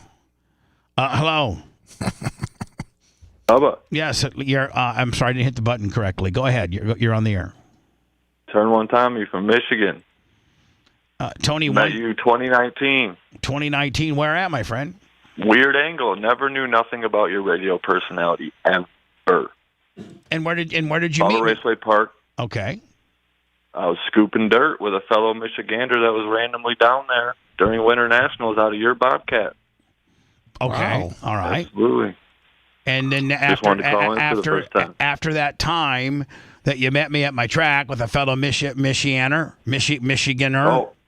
Did you at that point look me up and find out how to listen to the show, and you've been a fan since? Oh, time out. I lived in the back 40 of Bubba Raceway for a little bit. Candace is one of the greatest human beings I've ever met in my life. Shout out to her. It means Candace gave you permission to live back there for a while. Did you know about this, Bubba? Yeah, I didn't live. I was working. And me and Tom had no idea about it. Oh, wow. No, I think you guys did. So I was a snowbird, not lived, but you know what it is. Yeah, when you're from Michigan. I actually do remember you, and you were really, really were a good person. You picked up after yourself. We've had some campers that stayed long term that we just said, "Hey, pick up after yourself. Don't cause a." And you did. You picked up when you left. Absolutely. When you left it cleaner than you got it, and you were way in the back there. You didn't cause any problems, and it's good to have a body. So that place gets pretty desolate, at night, and some borderline where you were, borderline kind of creepy and scary a little bit. I mean, there's some coyotes back there. Man. And then so some of the animals. I do remember you staying back there, and you were a great guest. Hey, I got a good question. Well, I was an employee too, Bubba. Okay. Oh, jeez. Whatever happened to the Ford Explorer that we had to abandon there because it was a turd? Oh, I have. That dirt track. If you want to ruin a vehicle, just let it be a working vehicle at a dirt track, and it will get ruined in no less than 2 years because the dirt gets up in the bearings and gets up in the drive. It just that with packing and a wet track, that just dirt tracks are rough on vehicles. Oh, that's right. I seen Turbo. Hey, he was just at my local track this weekend and won. Uncle T, baby. You should have said hi to him. Oh, I wasn't there because I'm banned from Crystal Motor Speedway. But anyways, one more topic about racing. Can we talk about Tyler just about racing with the Hell Tour thing last year? Because I had a weird angle with that in Michigan. Yeah, he was running fourth and doing really well, and ran Butler. Had a chance to win it all because the 2 or 3 guys ahead of him weren't going to, including Turbo, didn't necessarily know they were going to hit all shows. And right. Tyler's girlfriend had to go back to Ocala to go back to work, and Tyler went to what needed to race 5 more nights without her, just 5 nights, and then he'd be back. And after the first night, he went and told his stepfather, Augie, who had at that point probably $150,000. He was probably $150,000 into the cost of fielding a car. For I know. I talked to Augie personally because I knew him from Florida. Great guy, by the way. Great owns Big Frog Transport, And Tyler came to him after his girlfriend had left one night and said, I can't race anymore. I gotta go. I gotta be with my girlfriend. And Augie's like, we got 4 more nights left. 4 nights, and you are hold on, and you are in the midst of potentially winning this whole damn thing. And I'm $150,000 into this. You can't quit now. And Tyler Ubered to the airport and quit on Augie. And Augie hasn't talked to him since. So I mean, what do you have besides that's the truth? That's what went down. What story do you have? Oh, I know. I wasn't trying to add the twist the story or nothing like that. I have a heartfelt side of this. I was at Butler the first night. I didn't get to the pits. I didn't get to talk to him. Saturday, I wanted to go talk to him. I just wanted to tell him, hey, man, your old man ain't never going to always be around. And then, boom, he was all of a sudden out of Michigan, gone. Will Harrington was there to wheel the car. I was like, holy cow. Yeah, so what happened? And then I found out what. Yeah. So he was there one night, and then the next night he was gone, and Will Harrington raced the other. And by the way, Will Harrington actually did a better job than he did. Wheelman. Yeah, he's a wheelman. So he did Augie. He did Augie dirty. He did me dirty. He's done everybody. He won't talk to my mom. He won't talk to my sister. He won't talk. He won't. He barely talks to his own mother. He doesn't talk to Augie. His family is her family, and that's his own. That he has thrown.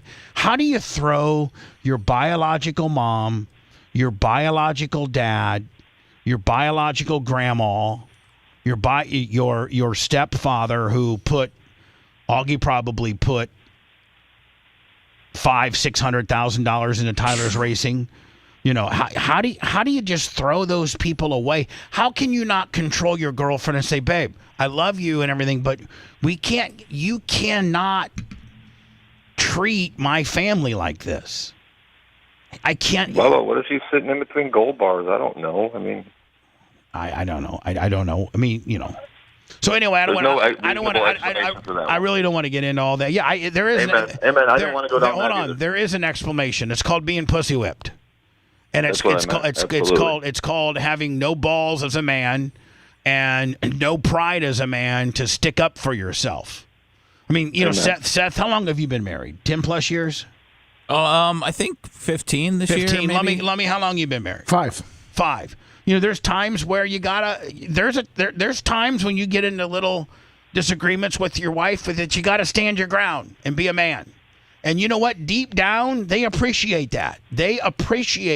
It may not seem like it at the time, but they appreciate when you stick up for yourself and are a man.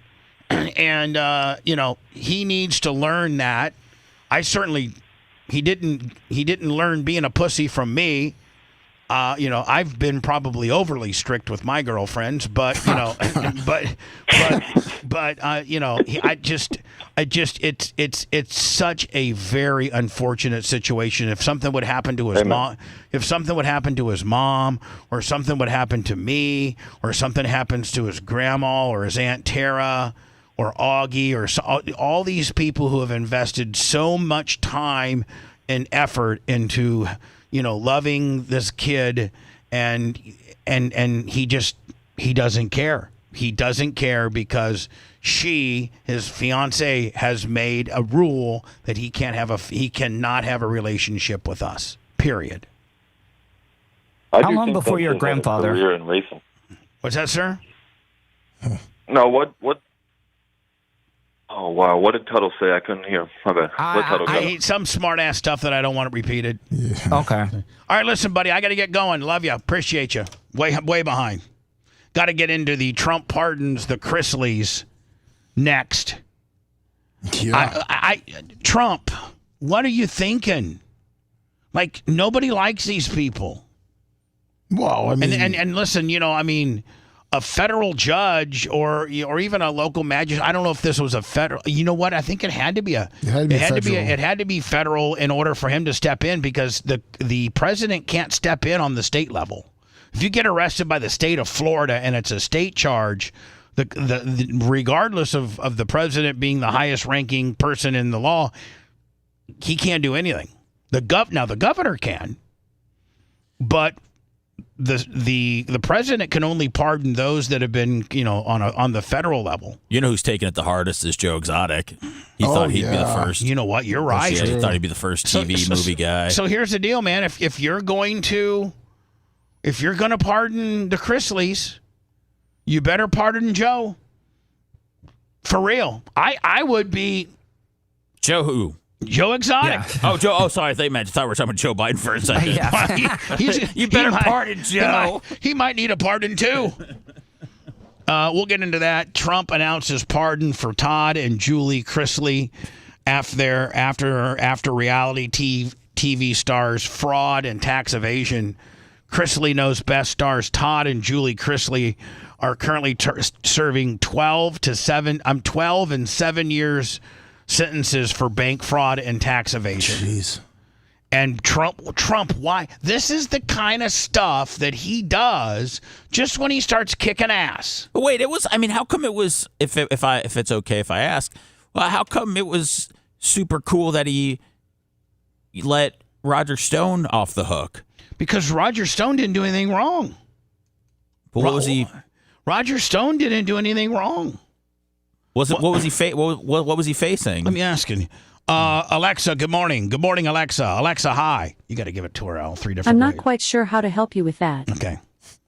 Hey, Alexa, what did Roger Stone get arrested for? Sorry, I don't know that one. Jesus. Let me bing. Yes. Well, this is what he was pardoned for. Obstruction, witness tampering, and lying to Congress.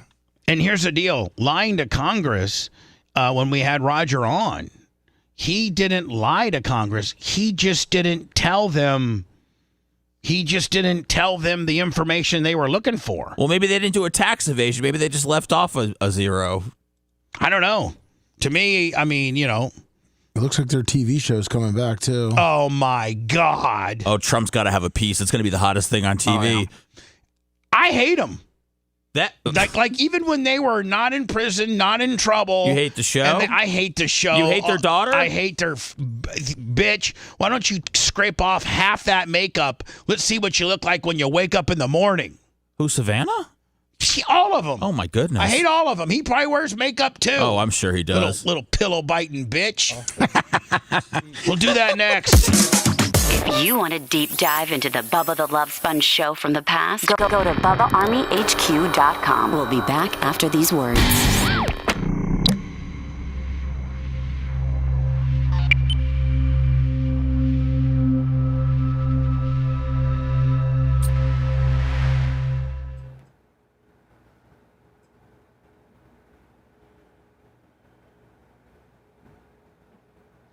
many seasons was that show on? Too many. Seth, were you a fan? Of what? Chrisley Knows best, the 10 seasons? I feel like I would only see it. I felt like it was on the USA Network, so I feel like it was on around wrestling. Yeah.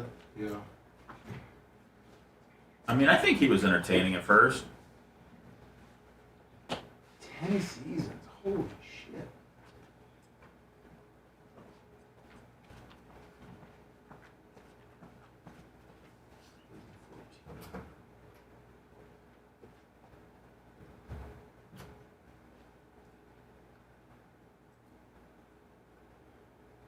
I mean, I don't have a fucking Steps email. It's 6:56 a.m. No, I don't got nothing. I'll forward it to you.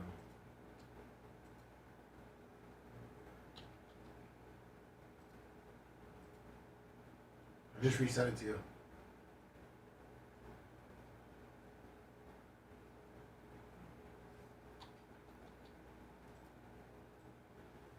Unless it's going to Jizzunk.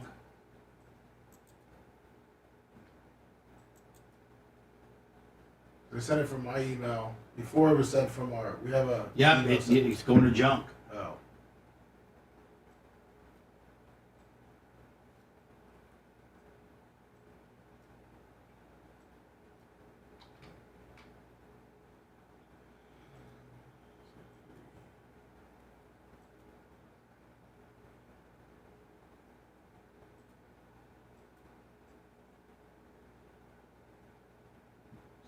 short stroker 2.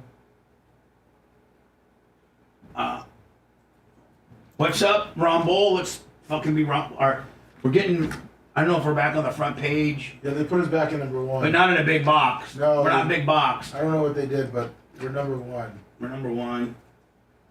Not big boxed. Oh, now it's 8 o'clock. Now So they just flipped us over to this motherfucker. LFA goes at 8.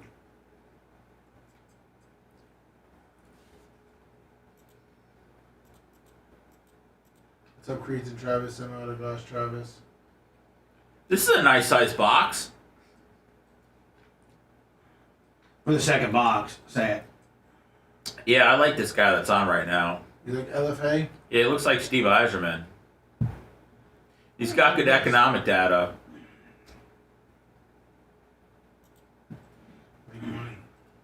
Not the lame stream media's economic data. Jim Cramer. The real economic data. What's up, LM Close? The X lives in a storage shed.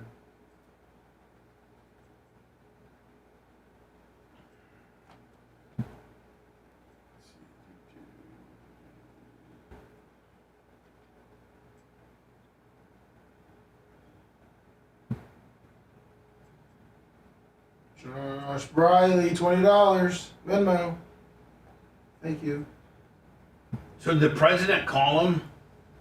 Yeah, he talked to the kids. Yeah, he was banging his daughter. Trump was? Yeah.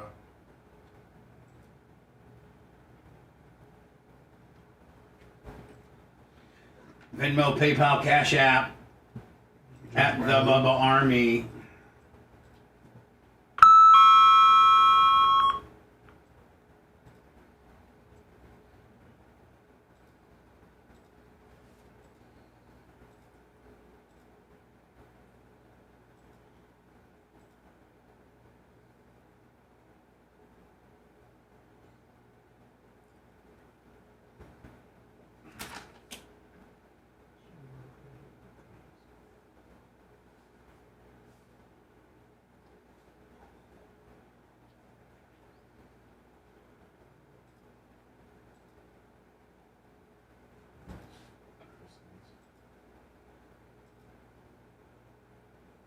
Nothing on the PayPal today.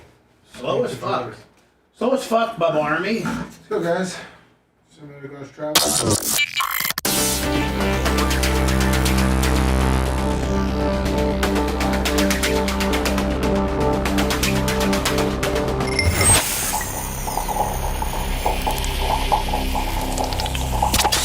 Broadcasting live from the Aquabeto studios. Aquabeto.com/Bubba. It's the Bubba the Love Sponge Show.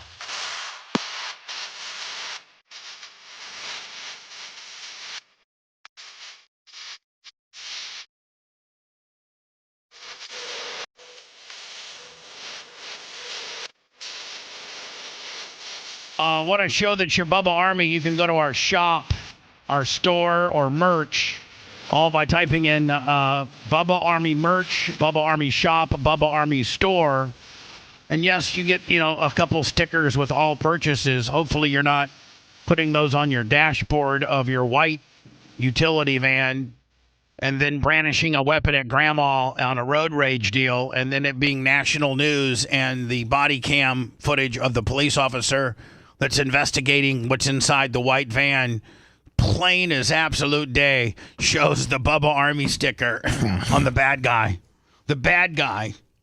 But we're getting these new knives. We sold out of the old Bubba Army knives. Oh, yes. But we're getting these new knives.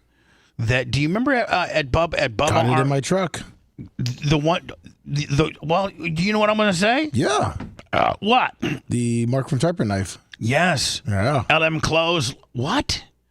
LM Clothes, Lummy. $250 on the PayPal. Thank you. That's exactly what I needed. Woo. So Mark from Tarpon at BARP showed me this knife, and it's a retractable knife. And it's where you hit this button, and it goes, pew, it comes out the end of it. It's an out the front knife. Yeah. An OTF knife, yes. You want me to grab mine at the break?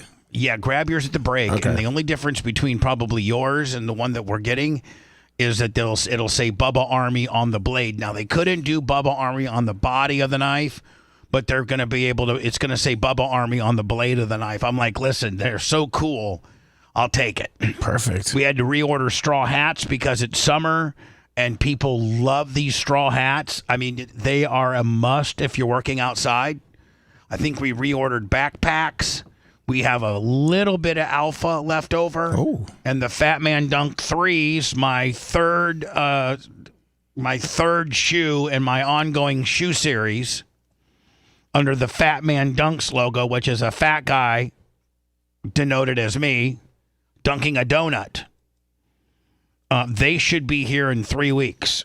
So there you go. Bubba Army merch, Bubba Army shop, Bubba Army store. Reality TV stars Todd and Julie Chrisley will serve lengthy prison terms for their fraud convictions. A federal judge in Atlanta sentenced Todd Chrisley to 12 years in prison yesterday, while his wife Julie. How long? Will you look and see how long they were in for?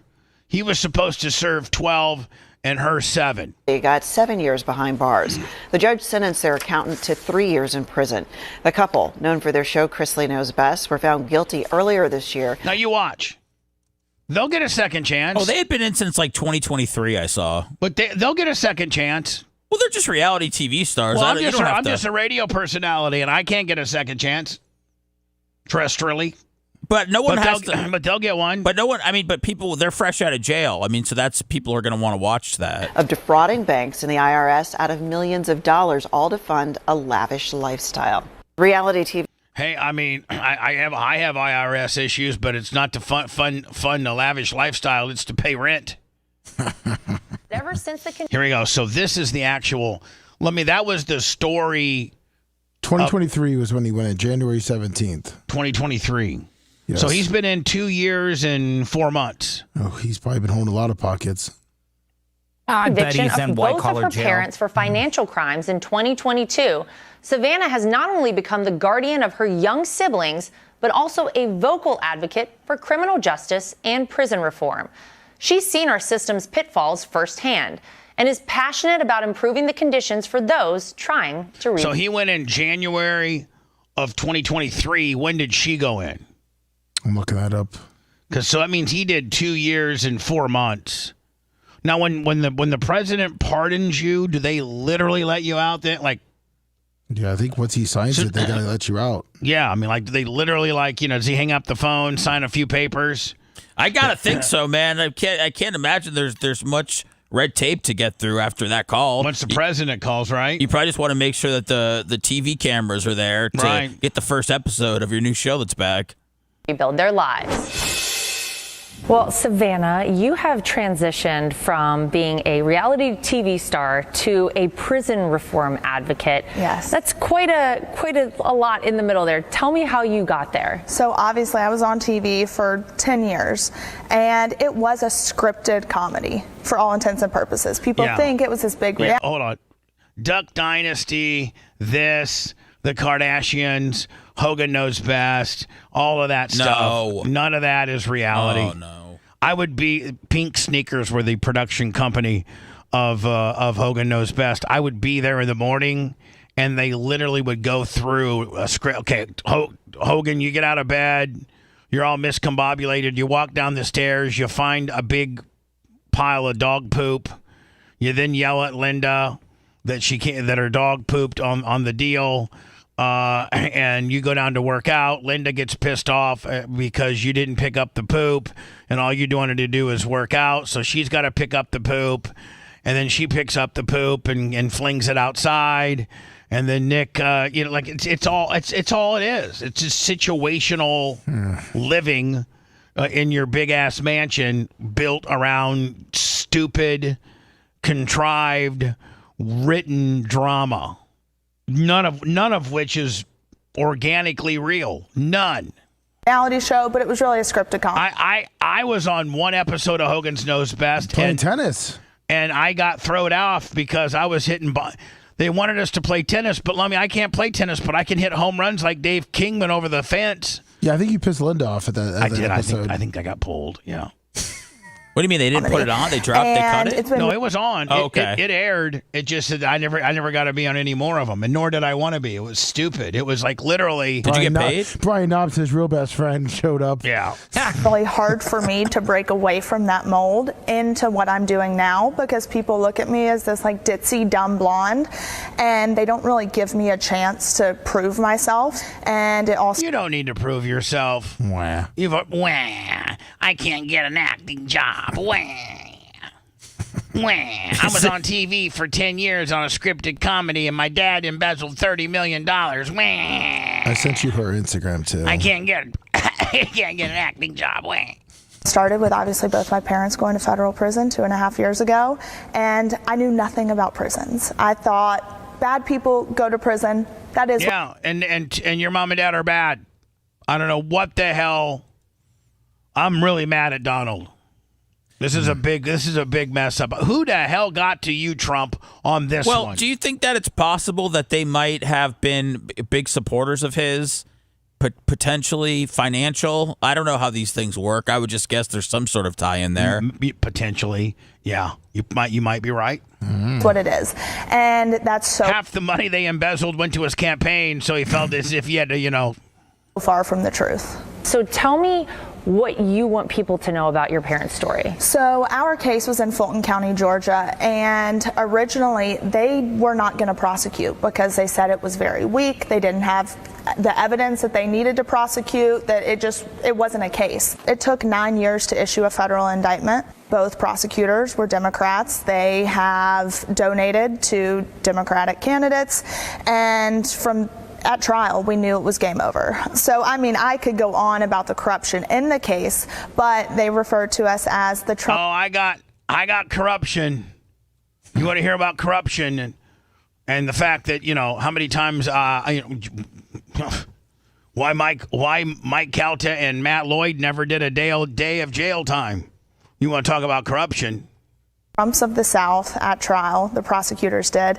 And I think that's why, obviously, I spoke at the RNC on the weaponization of the DOJ because we saw it firsthand. All of this feels to you like it was targeted. Yes. And it was targeted because your family was successful, because your family was on television, and you became a bit of a mark in some ways. There was an OIG report, and in the report they say we substantiate the Chrisleys' claims that they were unfairly targeted due to their celebrity status. Wow. They even had my father's face on a dartboard in their office. So having been through that, seeing then last year what President Trump had to deal with. Yes. And her dad's going to be they're going to be the biggest they've ever been because of this. It's ridiculous.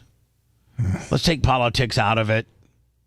Did you defraud the US government? Did you can you get me the story as to what they did? Yes. Like when they finally, I think they really defrauded the bank and borrowed a bunch of money, and I don't know. What's all of this been like for you to kind of come to this moment where you say, I thought it was the Department of Justice, but I've heard you refer to it as the Department of Injustice. Yes, without a doubt. You don't understand it until it happens to you. I got a documentary coming out that's about all this stuff. And it did happen to me. I just happen to be lucky and now I have to go to prison. And when it happens to you, I grew up, you live, breathe, die our country. I'm from the deep South. That's just how you grow up. But when you see your name, the United States of America versus the Chrisleys, it causes you to take a step back and be like, whoa, is this really what I was taught to believe in? So when I saw obviously what the president was going through, what my family has gone through, Isn't it amazing? She spoke at the RNC and then what, 7 months later, her mom and dad are pardoned. So isn't that a little coincidental? So their charges are from a scheme that they ran from 07 to 2012 that involved them submitting fake financial statements to financial institutions to get loans worth millions of dollars. They were convicted of all charges. And I don't think that is a disputable, I think that they probably testified that they did fill out those loans. They did get that money. So what's been weaponized? Bank fraud and tax evasion, I guess. Yeah, I'm saying, that seems pretty cut and dry. Either you did it or you didn't. Yeah. Right? Either you filled out these loans with fraudulent information to get all this money or you didn't. If you didn't, well, then obviously they need to let you go. But if they did it, well, now you're saying it's okay. I mean, how many other Democratic non-RNC speakers are in prison right now for having, fraudulently filled? I mean, you're seeing now, Lummy, a ton of people that fraudulently filled out the PPM loans. That's right. That are now going to prison. Are we going to pardon those people? Eerily similar. And I knew I just had to speak up, and that's why I chose to speak at the RNC. You didn't choose to speak at the RNC. Nobody chooses to speak. They ask you to speak, and you accept or do not accept. I still think Hogan bullied his way into a speaking spot. He probably did. Judge in our case used it against me. In the courtroom, the judge looked at me and said, and to the person who has these minor children in your custody, you need to be more concerned with these children's well-being than you are spreading false information to the public. Wow.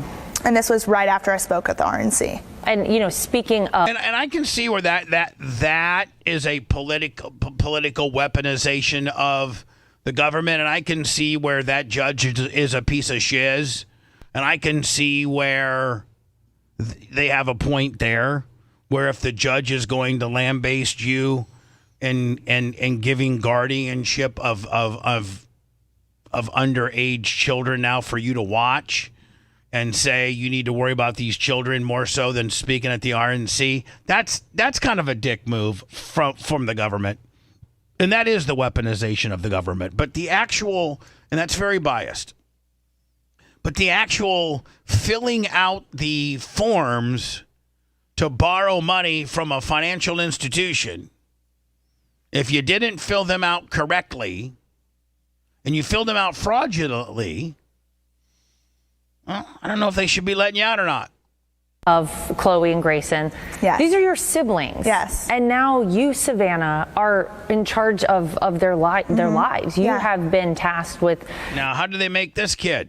I think it's a grandchild of the Chrisleys. I think. Being their guardian. I wasn't expecting to get two kids. None of us expected the trial to go the way. Who's this girl's boyfriend? Does she got a man? She married? I sent you her Instagram. That it did. doesn't look like I she can't does, imagine how hard it was for my parents to turn their kids over to someone else. She really likes the makeup, doesn't she? Oh, yeah. She really likes the makeup.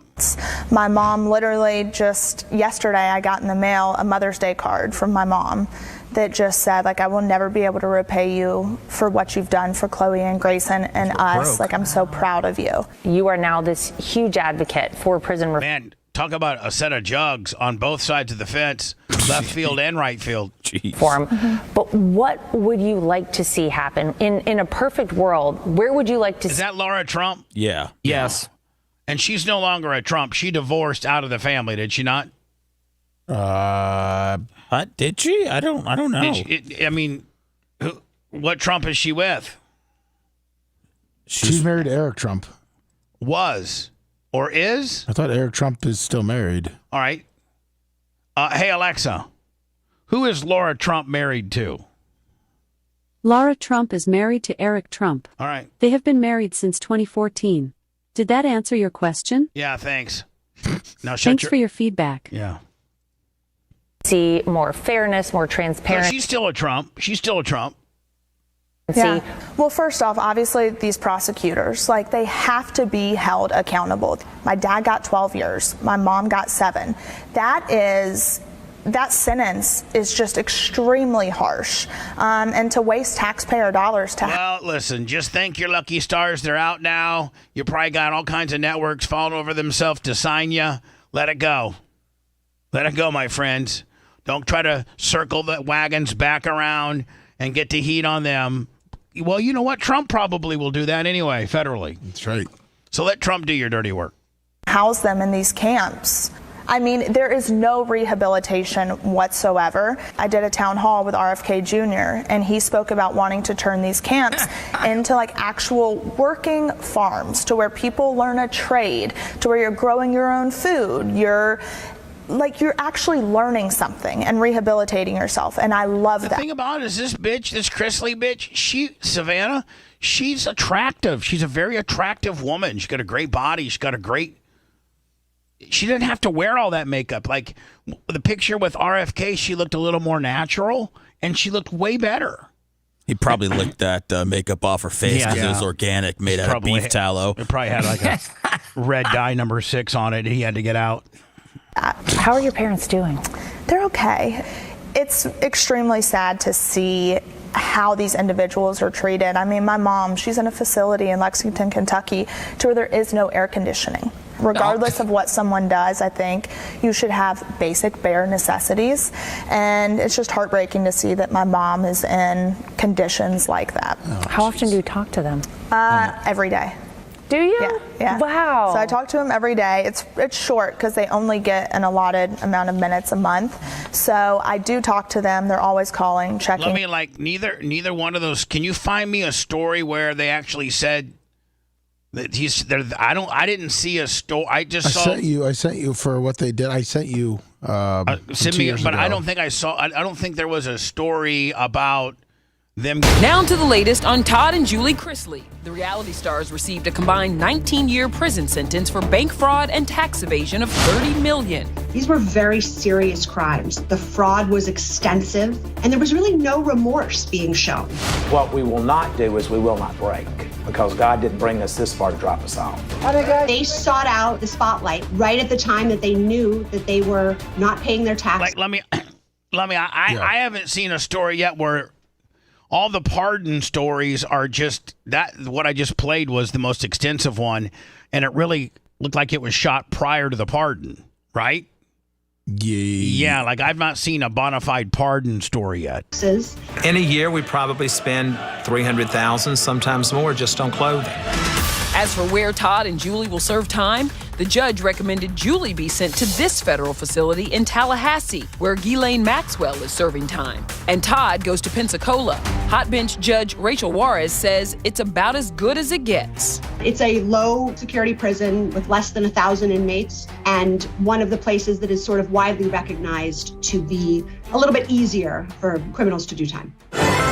NBC Universal has not officially commented on the future of the 3 Chrisley reality shows, but with Todd and Julie behind bars, you can bet they're over. However, a source close to the show, Chrisley Knows Best, tells ET that the network has some episodes of season 10 that were shot prior to the trial that will air next year. ET spoke exclusively with Todd and Julie's daughter, Savannah. It'd be interesting to watch the trial. I sent you also a Trump calling Savannah. Just want to let you know, Savannah, I'm going to let your mom and dad out. They're big supporters of the Trump campaign. Might have been the reason why we won Georgia.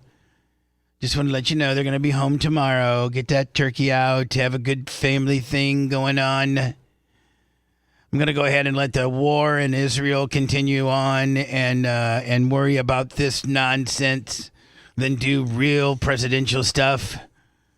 The Chrisleys are very important to the presidential fabric of our country.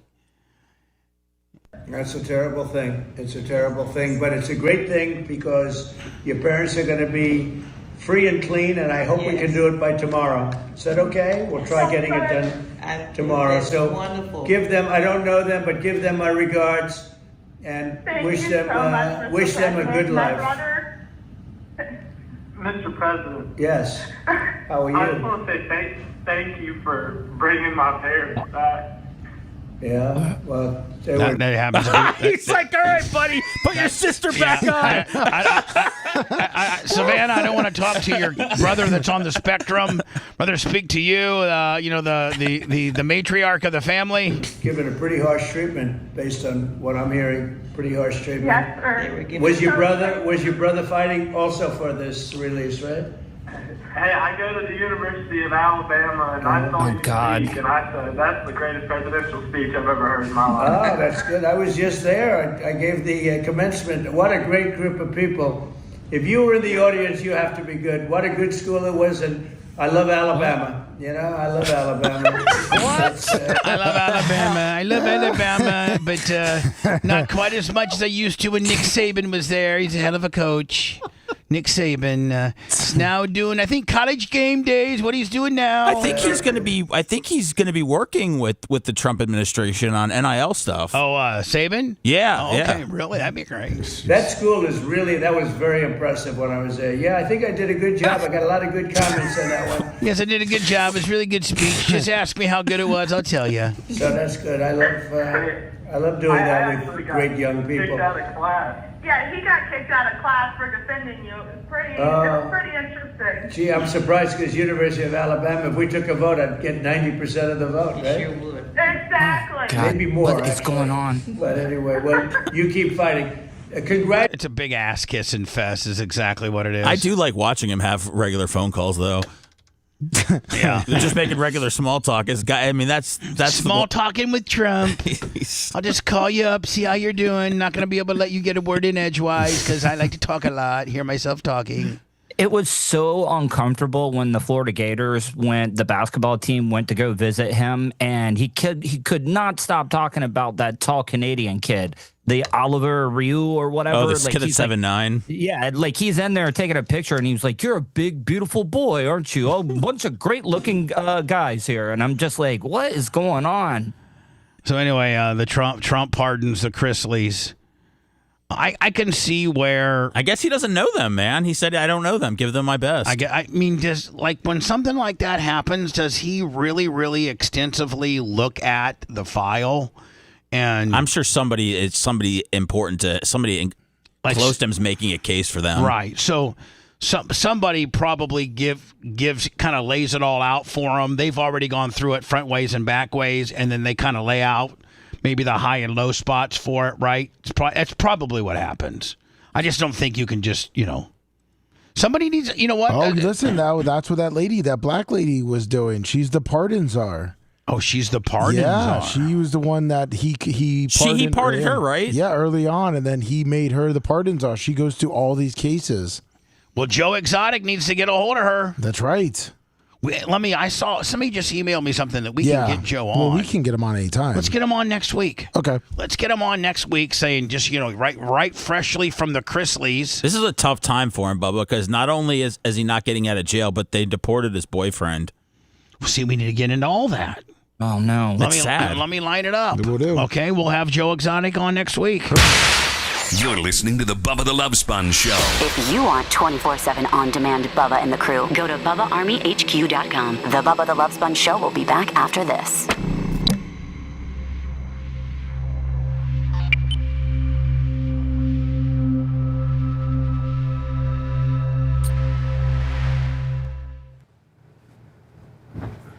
What's up, Rumble?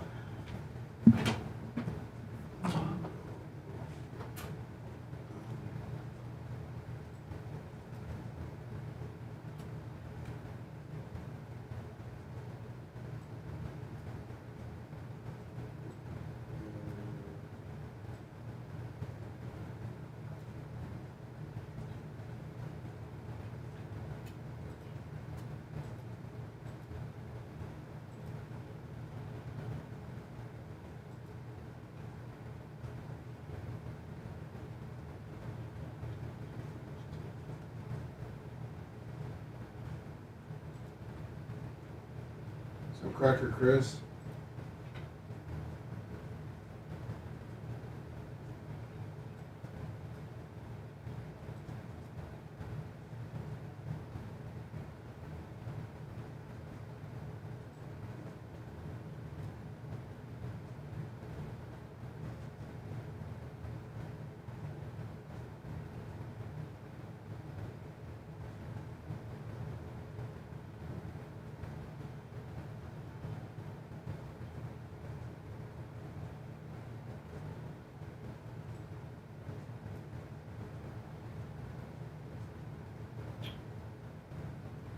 What's up, my ex lives in a storage shed.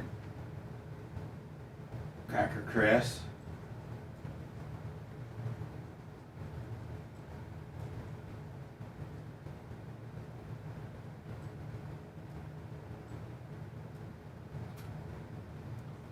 Oh, is that your golf cart that's out front?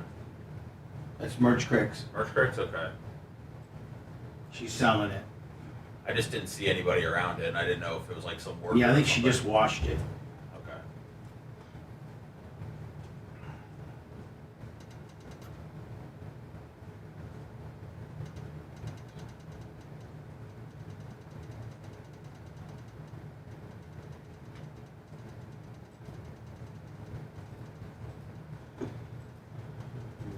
Gary. What's up, John Costica? Johnny K. Creatine. Hi. Yes, I. Yes.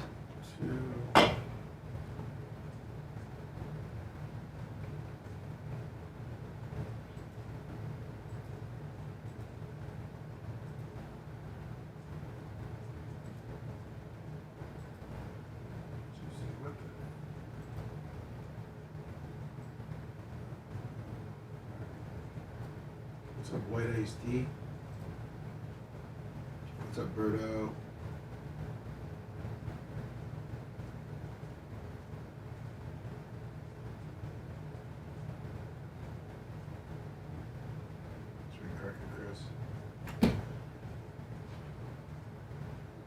What's up, Dirt Merchant? Ancient Art Acupuncture Largo. Come get a poke, Bubba Army. $5 for the Ancient Art of Acupuncture Largo. Thank you, whatever your name is. Ancient Art Acupuncture of Largo. Ancient Art Acupuncture. You ever got acupuncture, Bubba? No, it seemed no. What is? Have you? Yes. Does it hurt? No. Well, it depends on if you know who's doing it, but it didn't hurt when they did it in my lower back. They supposedly know the spots to put it in.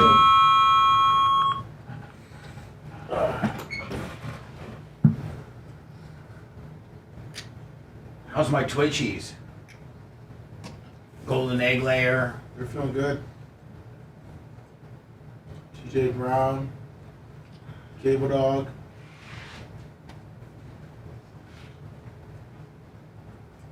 I'd come get a poke, Bubba. I would, but I'm scared. We'll take good care of you. What kind of poke? Acupuncture? Yeah. Yeah. Oh man, I want to do that in my face. Well, can you do it to your face? Yeah, you can do it to your face. You can do it anywhere. Yeah. Why would you do it to your face? There's different areas where it's like to take care of like whatever ailment you have. Yeah, they put them in different.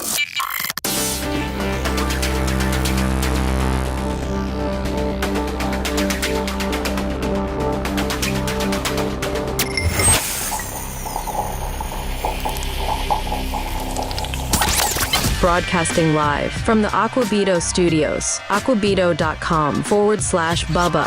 It's the Bubba the Love Sponge Show.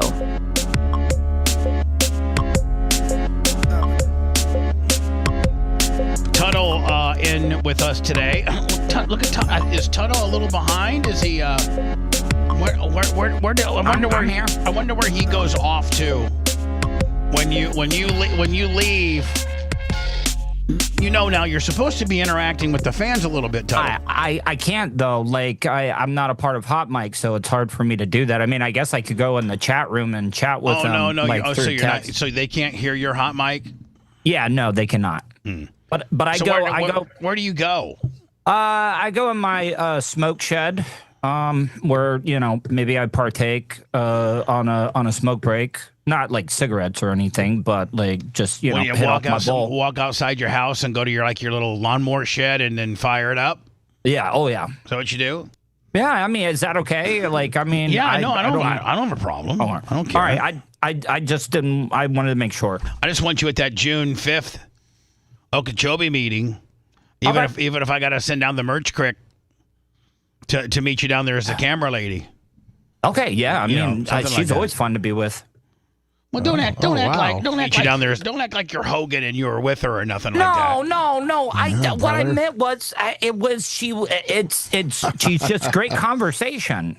Well, but isn't that a lot though? Like 3 hours there, 3 hours back for her. I mean, yes, it is, but she will do it because it could be potentially great for the show. It could be really good for the show. That's what I'm saying. I got. Now to the remarkable recovery of Mary Lou Retton, the beloved gold medal. Mary Lou Retton. Did you ever toss one for her? Back in the day? She did nothing for me, and that was my senior year. She was, I think her breakout Olympics was the '84 Olympics. The last time the Olympics were in Los Angeles, which by the way, the 28 Olympics is going to be held in Los Angeles. So she was in the '84, and if you remember right, a lot of people put an asterisk beside the '84 Olympics because that's the year that Russia boycotted. Yeah. Because of what Ronald Reagan did to making them knock the wall down and breaking up the Eastern Bloc of communism. They were not happy about that, and so a lot of the Eastern Bloc communist countries boycotted the '84 Olympics. So if you won a gold medal in '84, it was like, well, but you didn't beat the Russians. And usually the Russians are pretty tough in every sport because I think Russia, I think there's a handful of countries, Japan, China, maybe,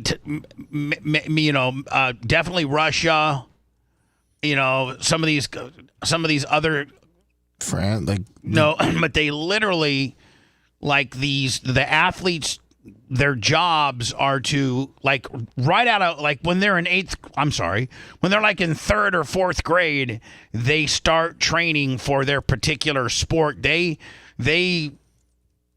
single out even when we were in third and fourth grade, you could tell who was going to be an athlete. Oh yeah. Right? I mean, you could tell.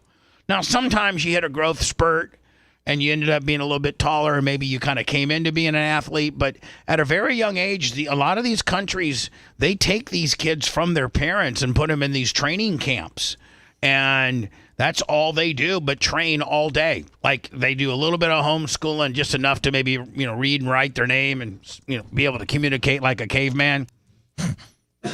But, I think Russia has always been noted as, if you're a Olympic athlete for Russia, you have no other life, no other job, no other purpose other than to continue 10, 12, 14 hours a day to train for your sport. Yeah, China does a lot of it now too. And so, with America, I don't think we do that. They want to, Flava Flav sponsored, I believe, the women's water polo team. Where he made sure that they only had to focus on practicing. So, I mean, he took care of them for... Flavor Flav did? Yeah. So the thing is now is that a lot of these athletes, for some of the smaller, more obscure sports, it's not like they are rich or there's a ton of money coming in. So there are people and there are... corporations that are trying to step up and help give these athletes some cash. Yeah, like Kurt Angle with the wrestling. Oh, okay. America has a cricket team now. We have a cricket team. We have a cricket team as well now too. It's a bunch of cricket. Well, it's a bunch of Indian guys. I can't, for the life of me. I've watched cricket and I cannot understand a game. I know it's kind of like baseball, but it's like you hit the ball. You have a boulder, then you got the sticks, which are like the wickets, I think. Right. Now, is the ball hard? Yes. Like a cue ball? Yeah, not like a cue ball, but kind of like a remember the garden croquet sets that you would play with? Maybe that kind of hardness. And they're winging it, and the pitcher always, they bounce it. They don't throw. I think the ball has to bounce one time before it gets to the hitter. Then the hitter blasts it. So a cricket ball is exactly like a baseball. Okay. It's but they don't use a glove either, though. Yeah, it's wound with string, then a leather cover stitched on. All right, I think the pitcher he really wings it. He gets like he gets like 3 or 4 steps going, then he throws it, and then does the ball have to hit the ground before the batter can strike it? Because I think so. You never see one right across the plate. It's always hits the ground, and then you got to hit it. Maybe it hitting the ground decreases the speed so that somebody doesn't get hurt so bad, because it looks like these big wooden paddles that my shop teacher used to paddle my ass with that they use. And then I think it's like based on like if it goes over. I don't think they even have that goes over the fence, do they? Yeah, they do. They do. Yes. Is that like a home run? Yeah. They have boundaries in the outfield. So I think it's the stupidest sport ever. I can't quite get it. That's right. Anyway, the 1984 media darling, back to our original deal during when the Olympics were in Los Angeles and it was being boycotted by Russia and all the communist deals. Mary Lou Retton was, cute, popular, doing all kinds of commercials. She was America's darling. I think, Lummy, she actually got a few perfect 10s. I think she won, I don't know how many gold medals. Hey, Alexa, how many gold medals did Mary Lou Retton win in 1984 Olympics? From PennLive.com. Retton won 5 medals in the 1984 Los Angeles Olympics, including the United States' first gold medal for the gymnastics individual all-around competition. She won 1 gold medal. 1. Get the hell out of here. 2 silvers and 2 bronze. Get the hell out of here. Loser. They gave her a red Corvette, too. Did you know that? No. They gave that bitch a red Corvette. Look it up. She was all that, man, and she was everywhere in a little red, white, and blue leotard, and she was everything, and everybody loved her. I don't think she went on to compete in any more Olympics. I don't think she did. She was you're right, beach metal detector. She was on a Wheaties box. She was all kinds of different things. And now I guess she's fallen on hard times where she has some kind of ailment. But then they said that she like pulled the nose up on her ailment and she's okay. Now she's just a drunk. She likes wine. I sent you, I guess McDonald's is the one that gave her that red Corvette because she did a McDonald's commercial with a red Corvette. God. Hold on here. Seems like the times keep changing, but now I know. Double cheeseburger, burger, please. Yeah. Seems like the times keep changing, but now an old-time favorite is back. Double cheeseburgers back. Oh, I love double cheeseburgers. I love double cheeseburgers. I wish they'd bring double cheeseburgers back. For McDonald's 30th birthday, for a limited time. To all beef patties, 2 slices of cheese. Oh, double cheeseburger, burger, please. It's always a good time for the great taste. Double cheeseburger, burger, please. Mary Lou, West Virginia. Double cheeseburger, burger, please. With your Pat Benatar haircut. Double cheeseburger, burger, please. And that was 1984. That was the year of the big body change. And if you had an 84 Corvette, that was something because that was the first year that they changed the body style. And I don't know how many years. So an 84 Corvette in 84, because I lived those, that's when I was a senior. If you had an 84 Corvette, man. You were it. Hey, hey, Alexa, how much did a 1984 Corvette cost in 1984? I bet you like $14,000 or $15,000. The base price of a 1984 Corvette was $21,800. The total number of 1984 Corvettes produced was 51,547. Wow. They were kind of cheap. I mean, they were kind of rare, and they were $22,000. Only the rich people had them. How many people in Warsaw had them? Like 5. Oh. But it was What like was the price? Doctors and stuff like that. What do you think the price of a double or a double cheeseburger at McDonald's was in 84? I bet it was like a nickel you could get a double. No, it was probably like, honest to God, $1.25. Oof. Hey, Alexa, how much did a double cheeseburger cost at McDonald's in 1984? According to an Alexa Answers contributor, 15 cents. A McDonald's hamburger cost 15 cents in 1963. It remained that cost through much of the 1960s, including 1965. Fries were also 15 cents. Can you imagine back in this, for 30 cents, you could get a cheeseburger and fries? Back in like the 60s. She didn't answer my question, though. I know. Mary Lou's back. She's traded the red Corvette in for a box of wine. She got pulled over to the DUI. Cheeseburger was 85 cents. So I said, there you go. I got a menu. Cheeseburger or a double? Double cheeseburger. Double cheeseburger for 85 cents. Yeah, it looks like a cheeseburger. Now, was Seth, does Sammy like all kids like McDonald's? Does Sammy like McDonald's? 65 cents. Yeah, we don't go there that much. I know you don't, but like, does she like get a Happy Meal, or like when Sammy does go, what does she get? She gets a salad shaker.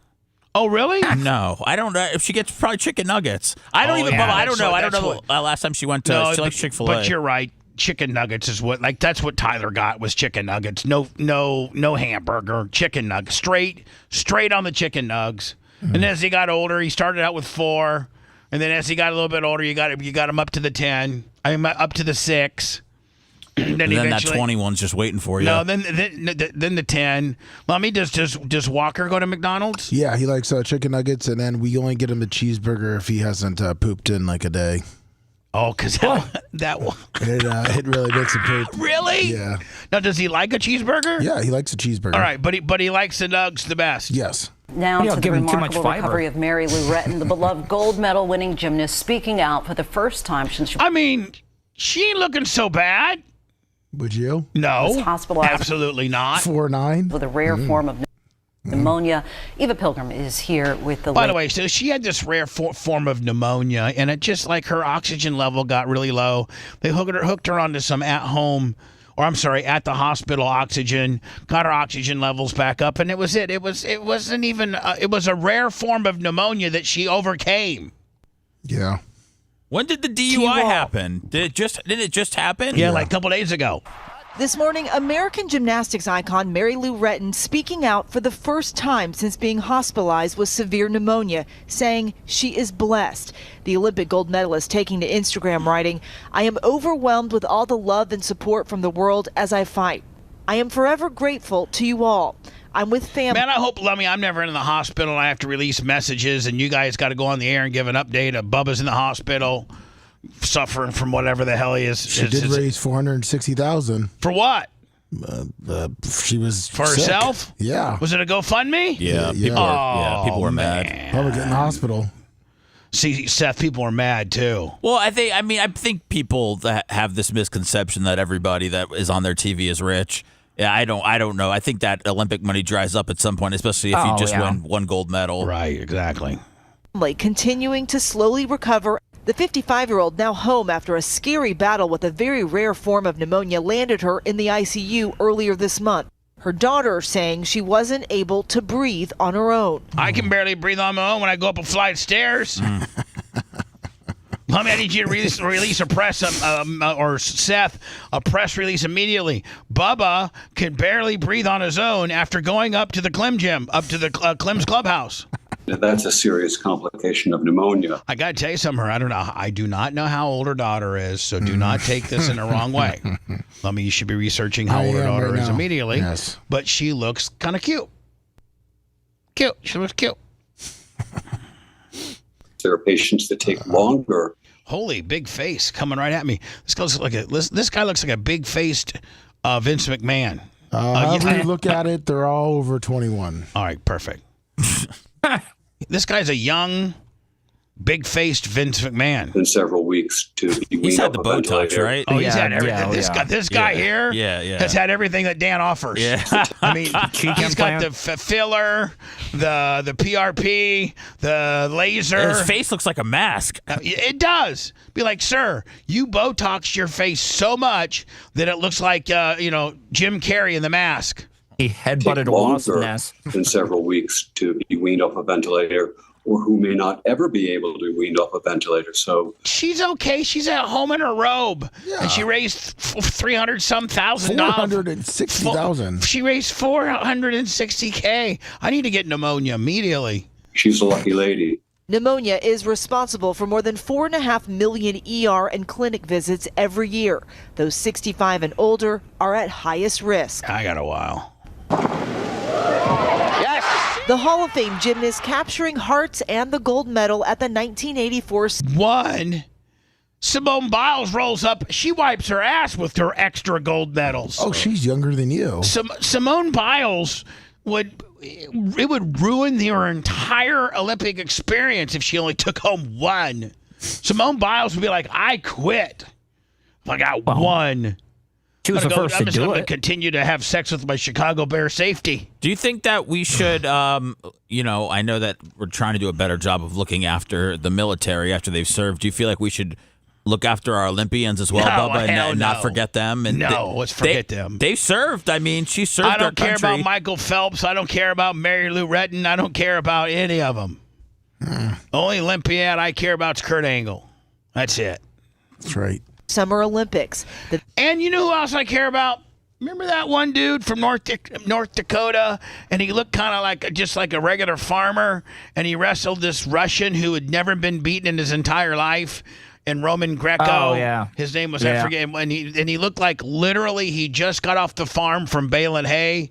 Was it like Baumgartner? No, it wasn't Baumgartner, but it was I don't know how many Olympics ago, but it was a heavyweight Roman Greco wrestling, and our guy was pretty good, but Brad Reagans? What's that? Brad Reagans? I don't know. I don't know who. North Dakota. Well, send me a picture. And he Roman Greco'd this dude from Russia who was like the most winningest, most decorated Roman Greco guy in the world. Like, I don't know if he'd ever been beat. And we send this, farmer hayseed up there. Then 16-year-old Retton becoming the first American to win the individual all-around title. Retton, known for being the consummate competitor, never afraid to take on she took a step there. Challenge, telling her fans, when the time is right, I will be sharing more information about my health. Yeah, the Gardner guy. Send me that immediately. Send me that match immediately. Health issues, and hope I can help others who may face the same battle. Yeah, get that. You had pneumonia. You're saying she had no battle as me. No. Didn't you have a battle when you had COVID?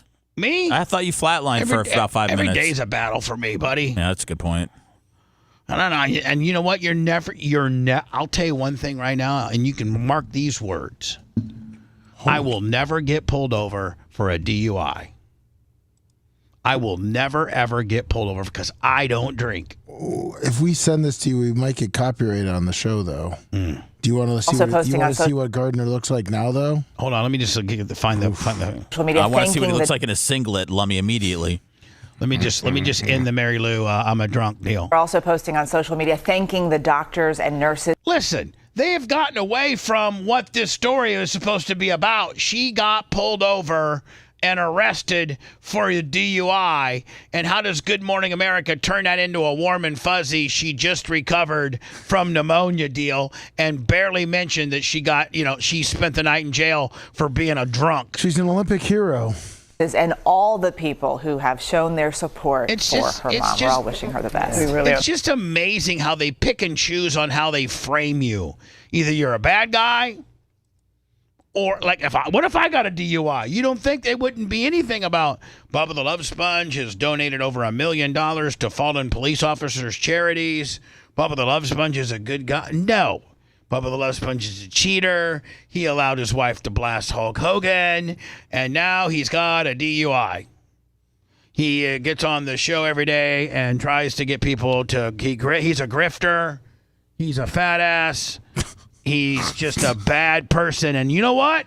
Bad people get DUIs. Bubba Clem put X amount of people on the Howard Franklin in danger of getting hit by a DUI last night when he elected to drive his truck across the bridge drunk and put X amount of people's lives at risk. They wouldn't give any of my back good story. That whole Mary Lou Retton story was a big hand job about what she did right. What about what she did wrong? Bitch got a DUI. Right? Yeah, with wine. Hello. Hey. Is this Charlie? Yep. Nope. One call per day.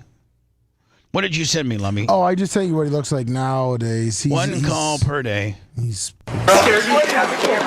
There's a certain amount of. You just fast forward 29 seconds and you see what he looks like. It's, he really marks out to himself. Wow. Hold on. Look at these ears. He's got taco ears. Dude, he's gotten fat. But look, I mean, he's gotten so fat that the fat took over his ears. Now come back up. Rulon Gardner, a gold medalist in wrestling at the 2000. Yeah, he beat this dude. You think This dude's like I don't think this dude's ever been beat in his entire life in this northern Idaho dude. Sydney Olympics. Dude, it's so sick.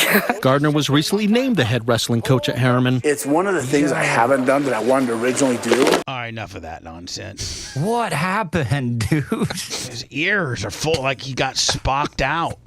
Tuttle, I could see you. We should send you to this. I don't know if this is in England. Oh, or where the hell this is. They roll this cheese down the hill. This cheese that's like the shape of a wheel. You know how cheese comes in like a shape of a wheel, and they throw the cheese down. They roll the cheese down the hill, and I watch this every year. The first person to get the cheese. Well, I mean, it's much like the Greek Orthodox. What is that called? The thing they do in Tarpon Springs? Yeah. The Epiphany? The Epiphany. You know how they throw the cross in the water, Lummy, and the kid that comes up with the cross is the blessed one? Yeah. I don't know if this is much like the Epiphany where they roll the cheese down the hill and the person that retrieves the cheese is now the chosen one. But this is... This looks about as pointless as running with the bulls. Well, this is better. Because, I mean, think about how many blown out knees there are. Because I got to tell you something. Your body, I don't know of anybody. Now, your body, like, Walter Payton and Jerry Rice and some of these guys, when they would train for football, Walter was the most famous for it. But Walter Payton had this hill. And he'd put a pair of cleats on, and he lifted weights and stuff like that. But the majority of Walter's training was to run up a hill, and he'd run up a hill sometimes pulling a weight, or he'd run up a hill, he did hill training. And I think the body is equipped to run up a hill. I think you can do that because your body's not getting ahead of itself. But I don't think that there's anywhere or any human being that's built. I don't think there's any human being body that's built to run down a hill. You just can't run down a hill. You can't. But these people try, and boy, is it funny. Oh my God! See, because I think the technique is you gotta almost lean all the way back and like dig your heels in. Oh, so the only thing they get is the cheese wheel. Yeah, That's no it. money. They're not the blessed one. No. Oh my God! This guy.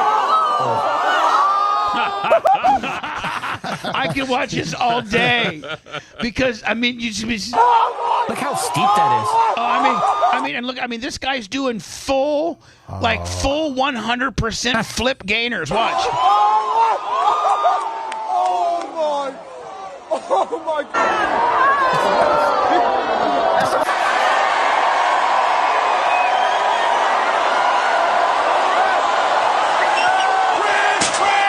There's a bunch of dudes dressed like gimps. I think I just from watching, I think the key is to run a little bit, but to get enough inertia going that you can actually roll on your side, right? Bubba, the key to this is to not be an idiot and to watch this on social media like the rest of us. The key to this is what the guys behind the fence that are taking. You think these parents are proud? Look at these idiots. They said this has been going on for hundreds of What's years. that? This What? has been going on for hundreds of years. Look, Yeah, look at hundreds these, of years. Look at these tan dudes. They use their gas.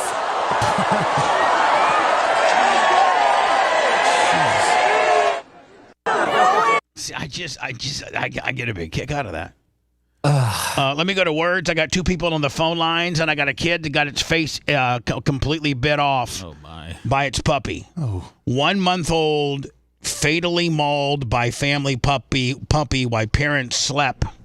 So they put the kid between them.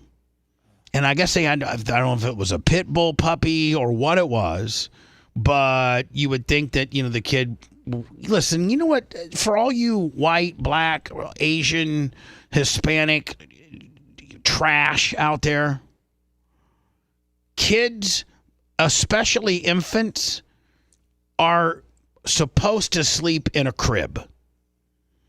And that's where that's it. Like, that's where they sleep, in a crib. Not as they get older, some of the kids migrate to the parents' bedrooms, which ends up being a problem if you let it go on too long. My cousin, I'm not kidding you, ended up sleeping with my aunt and uncle till he was 12. Finally, my dad had to step in and say, that's creepy, guys. Like, that's creepy. Having your 12-year-old sleep with you. And it's you could, it's fun for a little bit. I never got into that habit of letting my kids sleep with me. We would have like a little slumber party sometimes, and they would start out in our bed. And then when they went passed out, we would take them and put them in their bed. We'd do that every once in a while, but not much. But kids are meant to sleep in cribs. They're protected that way. And you know what? Don't have a dog that, you can tell a dog's demeanor as soon as you get the dog. Like, for instance, Bella, Tuttle, for some reason, and she, like Tuttle, Bella has not been aggressive to anybody, but she hears your voice, or she does not like you, and I don't know if it's the glasses or the tone of your voice. It's gotta be the voice, because the goats don't like him either. Oh, they don't? No. The goats don't like him either? No. I guess I'm just a cat guy. Yeah. If you love that segment, then check out BubbaArmyHQ.com and do a deep dive on past shows. The Bubba the Love Sponge Show will be right back.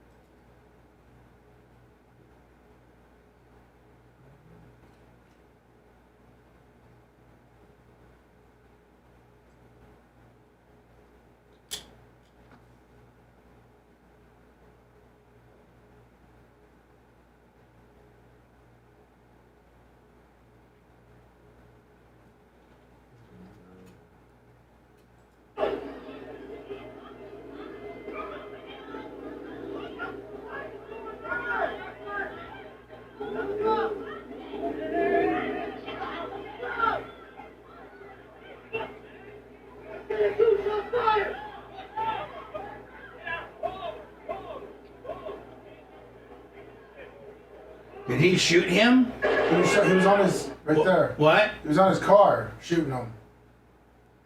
If you go back a little bit, you see him, he's shooting right there. Oh! He is dead, right? Wow! I like how the guy got out and walked away, though. But was there any shots? Did he get hit at all? I believe so. How do you not get shot when a guy's got the gun right up to your windshield?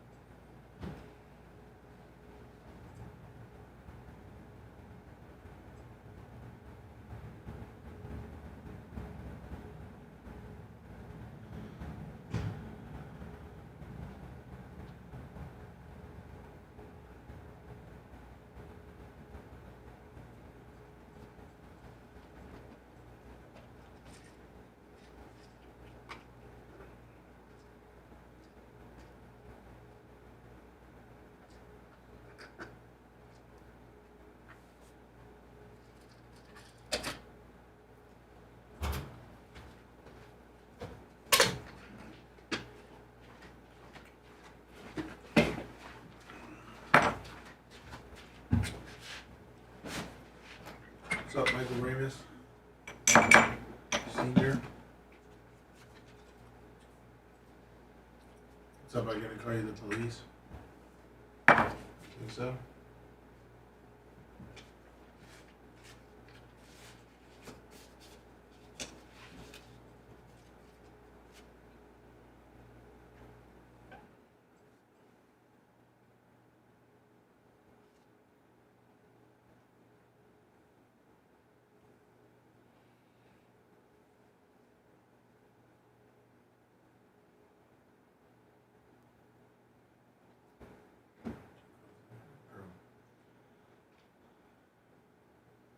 Thomas Gilson.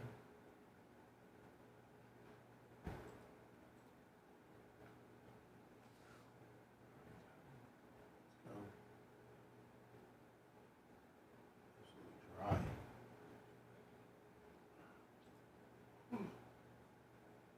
That thumbs up button. What we got here?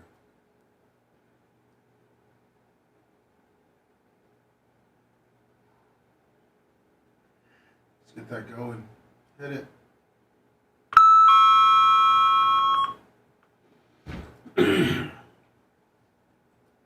It's 5. Okay, so we're at. That's this. Again, next break. Run to the back. I don't think I'm out of time.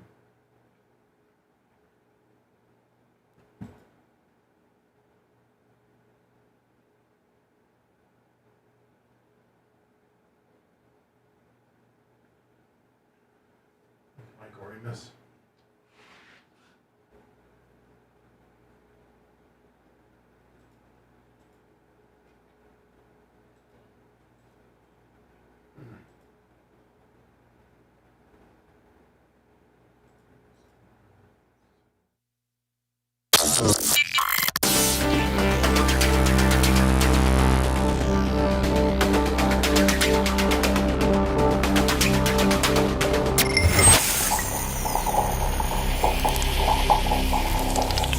Broadcasting live from the Aquabito Studios. Aquabito.com/Bubba. It's the Bubba the Love Sponge Show. 813-90-Bubba. The phone lines. One of the very, very few shows that you can call in live and participate in. Most people don't have those capabilities, except us. Follow us on Rumble if you like. Rumble, YouTube, X, Facebook, Twitch, all at the Bubba Army. Especially on Rumble, man. Give us a follow. I'd like to hit that 10,000 mark. Thank you. Please, please. Please, please, please. And on YouTube, give us a follow or a what a subscription or subscribe, follow, hit the thumbs up, do everything on something. YouTube. Get a notification, whatever. Yeah. Appreciate you on all aspects. All at the Bubba Army. Hello, you're on the air. Bubba. Yes. What's going on, baby? LH, how are you, my friend? I'm good. You know, I listened to the show. Yeah. Appreciate the shout out this morning. Yeah. Said my name on it. You know what I'm talking about? Talking about giving an example. Yeah, when you were talking about the callers this morning when Charlie called, and then you say some callers like LH. He give it to me, but he don't give it to the rest. Right. I was giving an like example. You said, he don't call in every day, but he call in with something interesting. And the reason I'm calling today, you know, I appreciate the shout out. You know what I'm saying? You throw my name in there, LH. I love that. Hey. And then Mary Lou Retton. That's my homegirl. I'm born and raised in Florida. I know you're an Indiana man. Y'all got to give my girl more credit. Y'all keep talking about she just won 1 gold medal. That was on her good. You know, she broke her ankle. Bar they walk across, the 1-inch bar. I'm not parallel, but the balance beam? Listen, all right, the balance beam. And then, like Seth said earlier, like when y'all talk about this, let me start over, Bubba, if you give me time. Let me start over. I can't help but give you time. You never let me get a word in edgewise. So you know, like you. I don't think that your ear the ear portion of your phone works when you're talking because you don't Oh, ever. you can't hear me? No. You I'm can't not hear on me. speaker. You can't hear me. When I try to talk back to you, you just completely. Bro, I hear everything you say, But I was just saying, I just want to get mine in. Unlike Charlie, let me go first, because Charlie say y'all ain't got no content. I told you told me every time Charlie called, I can call in and Lumia answer the phone and let me talk to him. Every time I just tried to call and that idiot just called back. Well, and I hung up on him. Exactamundo. Hey, but check it out. Y'all got so much content, I don't know where to start. That's what I'm trying to tell him. It's a lot of content. You did something to that man a long time ago. You don't remember, and he trying to get you back. He trying to get up under your skin and in your business. Look at the question he asked. He saying your whole staff trash, but he just like you. How? You know what I'm saying? But anyway, so you throw him off track. Y'all talk about so much stuff. But I'm going to get back to my point. Mary Lou Retton. Let me tell y'all one thing that Seth said. When they bonded Brittany Griner out of Russia, the United States went and got her. Seth said she should have been wearing that flag on clothes and everything, representing the United States. That's what Mary Lou them did in the 1984 Olympics. You seen their uniforms? Y'all got to watch. Y'all talking about she just won one gold. That was on that. But the team, look how many goals they won total. Y'all keep putting on Mary Lou. Mary Lou was just a leader, just like Simone Biles is now. But there was a lot of good girls on there. And they wore them United States outfits, Stars and Stripes. And then Mary Lou was in Florida, man. Greg Lou Gators, come on. Man, y'all ain't getting my girl. That's how she was famous. That little short thing, and Bubba, you should have been saying how hot she was. I'm surprised you didn't say that. Can I answer? You must ain't watched the 84 Olympics. If you can get a word in more than I can. Hey, LH. Yes, sir. Yes, so sir. On the Olympic team that year in 1884, the number of gold medals that the women won was two. Two Yeah. gold. One by her and one by another. Huh? And guess what? The Russians or none of the Eastern Bloc Soviet countries participated. So, the competition wasn't even as stiff as it could have been. The team got silver. You got to watch the Olympics. You got to watch I watched it. Them girls Olympics. Watch Mary. Y'all ain't getting what I'm saying. Y'all talking about she don't Hold on. I'll tell you one thing right now. Gold medal. I'll tell you one thing right now. You get one bronze. None of them. Hey, but I'm going to change that. Because that's my favorite. I don't want to talk about God Almighty. When y'all talking about Walter Payton used to run up that hill, guess what? Stone Cold Steve Austin had a show like that. They had to run up that hill and run down. You don't remember that? Yeah. You know that? Yeah. Yes, Charlie. Remember that show Stone Cold had? Oh, yeah. He had the hardest. He got it from Walter Payton running up that hill, and he put it on his, and nobody did it. Some of them did, but that shit hard. See, y'all got so much content, Bubba. That's why I'm calling. I'm trying to cover everything in one phone call. Because you talk about so much stuff, I can't cover it. Right. Like you say, you mad at Trump. I'm mad at you because you ain't giving Mary Lou no. Mary Lou won one like you did gold record. She won one. Mary Lou won one gold medal and wore a goddamn star and stripe leotard, and you're ready to make her the best Olympic gymnast in the history of our world. LH, you shut up a minute and listen to yourself, you idiot. Okay, what about Simone Biles? What's she gonna do next? Greatest of all time? Greatest of all time. Simone, what's the she gonna do? greatest of all time. It doesn't matter what the hell I the think bitch she's does. done. It doesn't matter what Okay. she doesn't matter what she did. She's Man, the greatest. Give my baby some props. Mary Lou Retton, the best Olympian. No, not even close. Not She's a even groundbreaker. close. She did it. United She did it States. first. I'll tell you who. I'll tell. Man. I'll tell you who. Man, I call back when Jesus Christ. Laster get there. Okay. Lasker is a man of the gymnast. Is it not the most frustrating when you're talking to somebody and they just won't let you have a conversation. Point, counterpoint, point, counterpoint, back and forth. And they just I don't know if they literally cannot hear or they literally elect not to hear. But God dang, I've been doing radio for a long time, and it's probably one of my biggest pet peeves is when you get somebody on the air, and I really think that it's because they got some cheap-ass phone, and they cannot, the phone shorts out when you're talking and doesn't allow the earpiece to work. I don't know. That or they're just on their own agenda, and they're not about hearing you at all. What do you guys think with this particular with LH and his particular situation? Do you think that he's just on a rail, that he doesn't care about what you're saying and he can hear me, but he elects just to keep over talking me? Or do you think that he can't hear? I think he has the J. Diaco syndromes.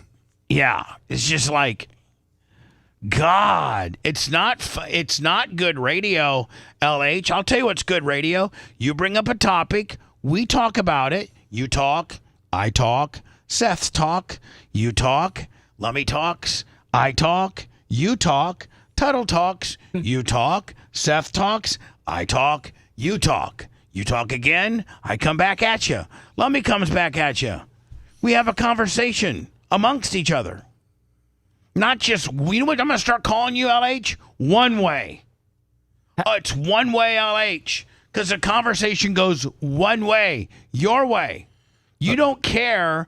Thank God you're not on the phone all the time, because we wouldn't have a show. It would just be you hogging it all up. He's waiting for you to double Dutch in, man.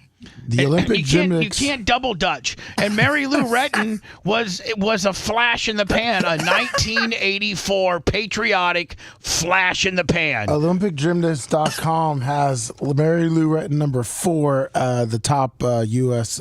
gymnast. And who's number 1? Simone Biles. I'm sorry, who? Simone Biles. And I said earlier, greatest of all time. Yes. You know who's bigger than Mary Lou Retton? That one chick from the Atlanta Olympics, the one that had to do the vault. I'll literally tell you the best of all time was the 1976 Montreal Olympics and Nadia Comaneci. Yeah, she had a perfect 10. If you look at greatest gymnasts of all times worldwide, all of them, I don't know, maybe Simone. I don't know if Simone's if she's ever had a perfect 10 or not, and I don't know how, but Nadia Comaneci from, I think, Russia or, Slovakistan or something. I mean, she was, maybe look her up. No, Slovakistan was right. Yeah, Slovakistan. But Nadia Comaneci might have been the greatest gymnast of all times. Or it's between her or Simone Biles. But, Was she with Romania? I think she was from Romania. Yes, Romania. Nadia Comaneci. Yes.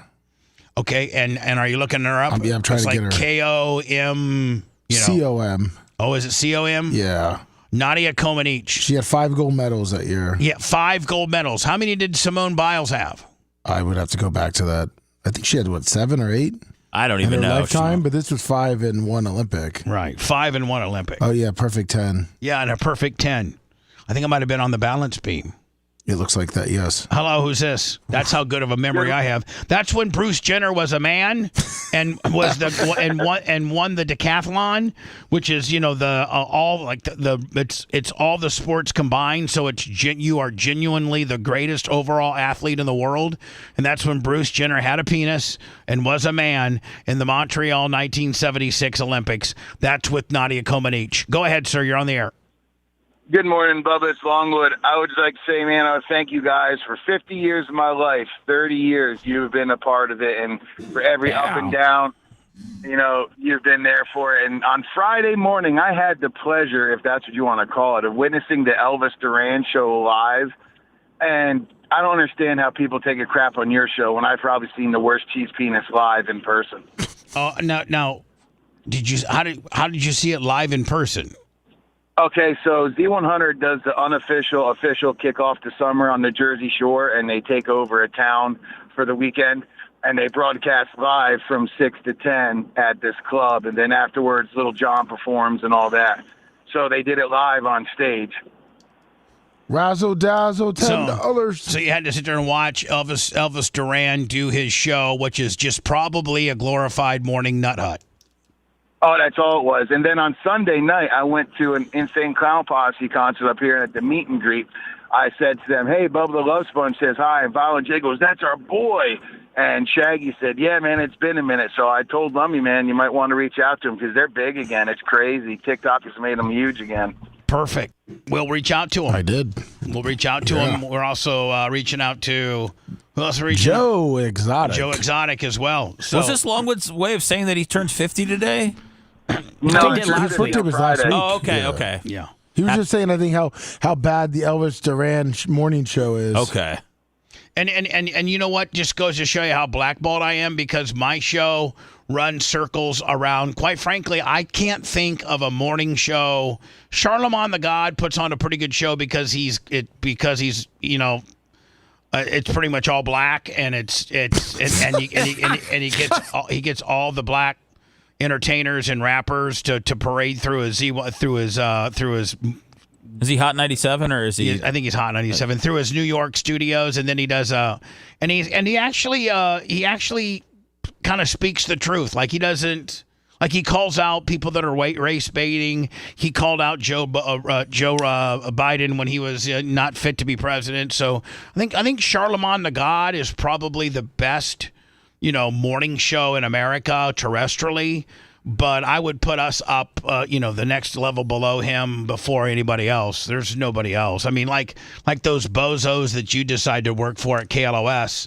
Those guys are that. I've actually gone since I knew that you had tried to work there or tried to executive produce there. I went back and have listened to some of their stuff. Oh my God, horrible! And the Woody Show, which is the alt rock show based out of L.A., and they have iHeart has them syndicated throughout America. Like these shows are horrible. They're absolutely horrible. John Boy and Billy still doing anything? Horrible. Yeah, a bunch of hillbilly stuff. Bob and Tom? Bob and Tom, but Bob left years ago, and it's just Tom. But they have a guy named Bob, I think, on there. And then Rick and Bubba. It's just ridiculous. Well, let's see what LH has to say again. What do you want, LH? I just want Lummy to do better research. Mary Lou got a perfect 10 also in the story. Thank you. It seems like LH must really quite feverishly touch himself to Mary Lou Retton for him to have be so adamantly defending Mary Lou Retton's honor. I didn't say that. When realistically, LH, she's in the news for being a drunk. She was drunk driving. We all make mistakes. Yeah, we do. But I mean, it doesn't mean that you come to her defense to give me her gymnastic record when she's in the news. But the news didn't even cover it badly. They didn't even really cover it. I think that might have been a video. Story. That might have been a video from a couple years ago. Let me see if actually there is coverage on her getting a DUI. I will. And also, if you want to know, the Mary Lou Retton, she did get a perfect 10 on the floor routine. There you go. Perfect 10. We did our research. Thank you, LH. It was a different. If you want 24/7 on-demand Bubba and the crew, go to BubbaArmyHQ.com. Right now. The Bubba the Love Sponge Show will be back after this.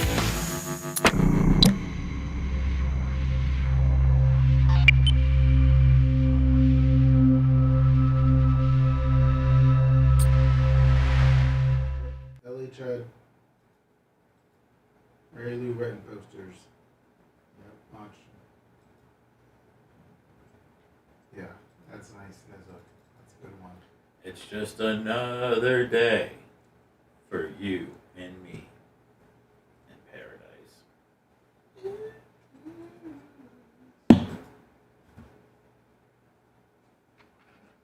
she blow a 10? A perfect 10?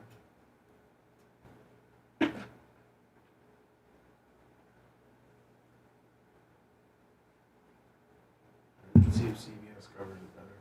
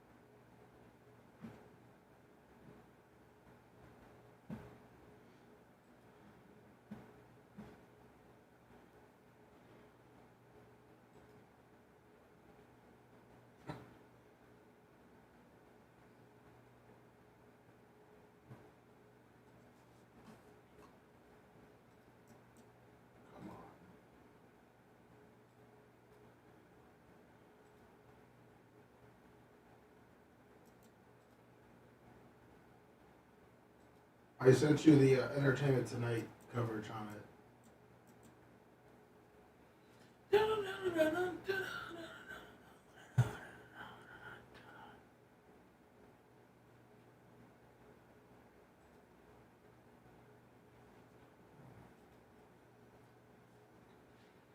Trey Glenn Longnecker, yeah, the flow routine.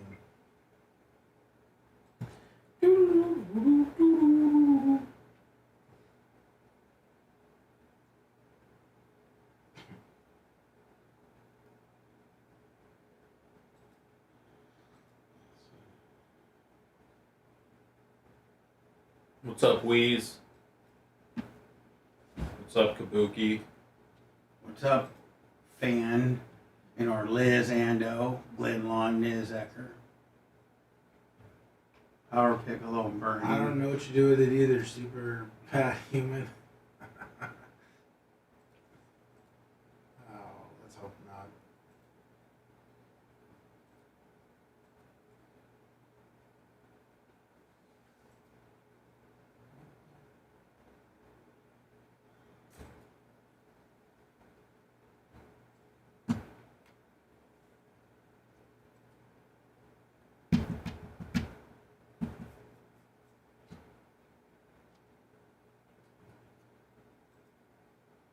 We'll do Operation Pigmentation at 11 today.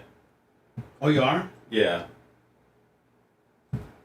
Just in case anybody wants to watch it.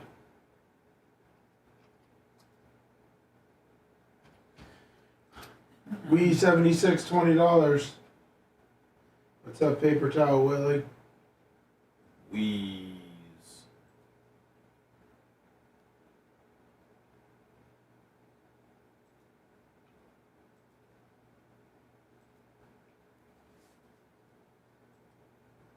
Man, why is this tight? Why is the Titan submersible in the news again? Is it the anniversary? Might be. It might be. Well, it says chilling new video, but I saw a video where his wife. I don't know. I don't know if that was a chilling video or not.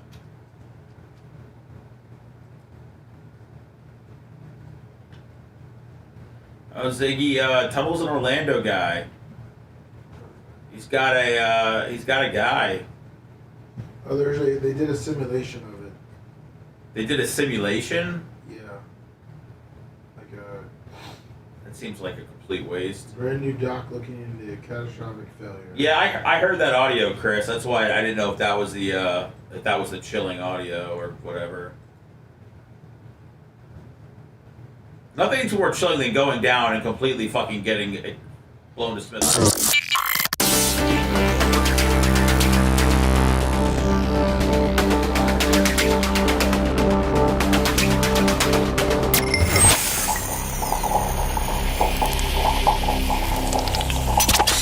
Broadcasting live from the Aquabeto studios. Aquabeto.com/Bubba. It's the Bubba the Love Sponge Show. This is a story I was talking about a little bit ago, and that is the parents. This is New York City, and the parents had a 1-month-old baby girl. 1 month. Now, at 1 month, I've had a child. Lummy has a child. Seth has had a child. We've all passed that 1 month barrier. We know how fragile children are. I mean, they're pretty resilient, but they're also very fragile. Like, a kid, you can't drop a kid from, like counter height. You got to really be mindful of your surroundings when you're around and then as the baby gets older, like Walker, he could fall off the couch and he'd laugh. He'd probably, whatever. And Sammy, she's 7'8". She's probably pretty damn resilient as well. Yeah, she likes to jump off the couch and onto the floor. Yeah, she can do all that kind of stuff. But when you have a 1-month-old, that baby is so reliant upon you that you have to almost like treat it as if it was in like bubble wrap. And for you to put your 1-month-old, first of all, between you as you're sleeping, strike one. What if you're so soundly sleeping that you roll over and smash the baby? I've heard people doing that. Mm-hmm. Strike two is that you have a puppy that's wired to be aggressive and literally mauls the baby, chews the baby's face. The baby died. And you know what the baby died from? Having its face chewed off. Now, this is an accident, yes. And this is a tragedy. But I think there comes a point where you have to charge the parents. I mean, you have to literally charge the parents for neglect.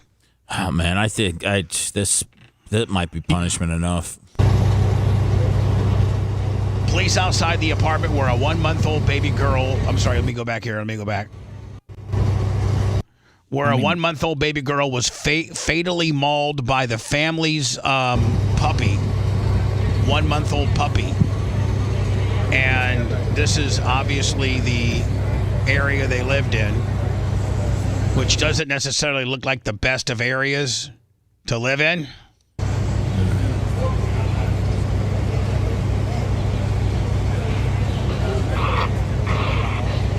Do you think that they're contemplating on, arresting the parents? I mean, do you think that that's what these guys are meeting about? They're obviously police officers. Do you kill the dog immediately, though? Oh, no, absolutely. Absolute. Listen, there's not a bigger dog lover in the world than me, but if your dog at 1 month is already aggressive enough to chew off the face of a baby, that's not a chew toy. That's not... does it go on to say what type of dog it was? Is it the infamous pit bull? Is it the infamous Rottweiler? Is it the infamous, Corso? Chow chow. It should in the article.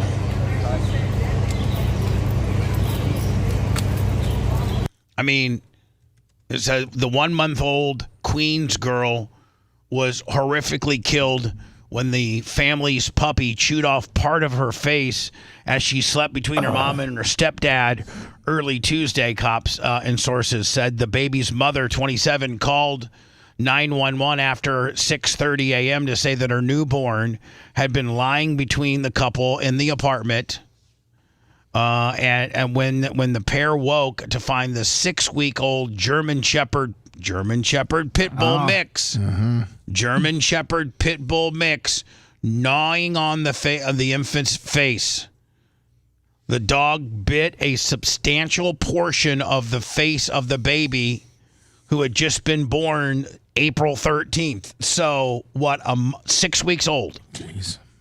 Like veal. Neighbors could hear the woman from inside the apartment screaming as EMS workers responded to the unit on 12th Street near 41st Avenue, but the child could not be saved. Neither the infant nor the couple were immediately identified by police. She told me that she woke up and the dog was eating the baby. One of the mom's female friends told the Post, chewing on her baby's face. I said, "Y'all laying right next to the baby? How the do you not hear the baby cry?" The woman said. She didn't have that. She didn't have that, she kept saying.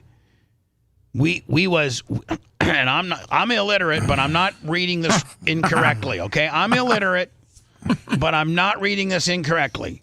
These are quotes. Quote, "We was laying right there. We was laying right there." Neighbor Chanel Norville said, "I heard the baby's mother screaming and I heard the cops." She said she warned the new mom 2 days ago to put that dog on a leash, but the woman ignored her, telling her it didn't bite. That the dog didn't bite. So somebody said, "Man, you better put that dog on a leash." She's like, "Man, my dog don't bite.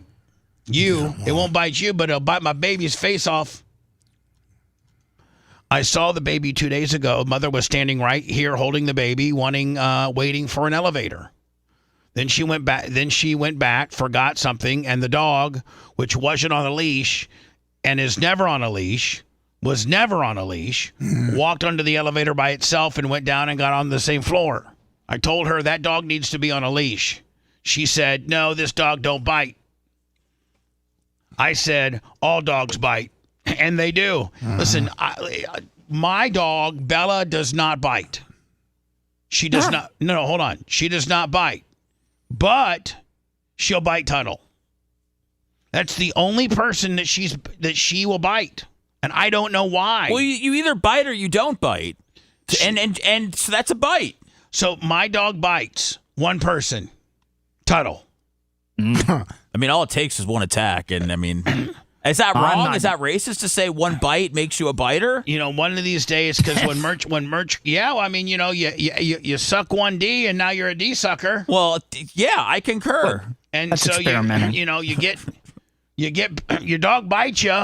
I'm sorry, your dog doesn't bite anybody, but it bites that one. It bites Tuttle. He's a dog biter. It's a dog biter. Yeah. So maybe one of these weeks, Tuttle, the next time you come to the studio, Tuttle, do you like it so much not being here that I don't ever foresee you coming back? I mean, I want to. It looks so good, and it's got to be so comfortable that why would you? I mean, it's really a hassle to come over. I mean, because you live on the clear opposite side of Florida, and it's an absolute crap show to get here. You know, I-4 is a joke. Yeah, So- I miss hanging out with Colton. I miss my buddy. You know, maybe the next time you come, maybe we can do the Bella Bite Challenge. Well, why don't we just? How about Merch Crick brings Bella down to Okeechobee? No. Oh. No. I don't want Tuttle to walk in there pre-bit. Yeah, what are we doing here? I mean, what is this turn? Well, the next time Tuttle comes to the studio, I'm going to have Merch Crick bring Bella, and we're going to do the Bella Bite Challenge. So Tuttle will never be here. Except I'm going to have to be the one that she doesn't listen to Merch Crick.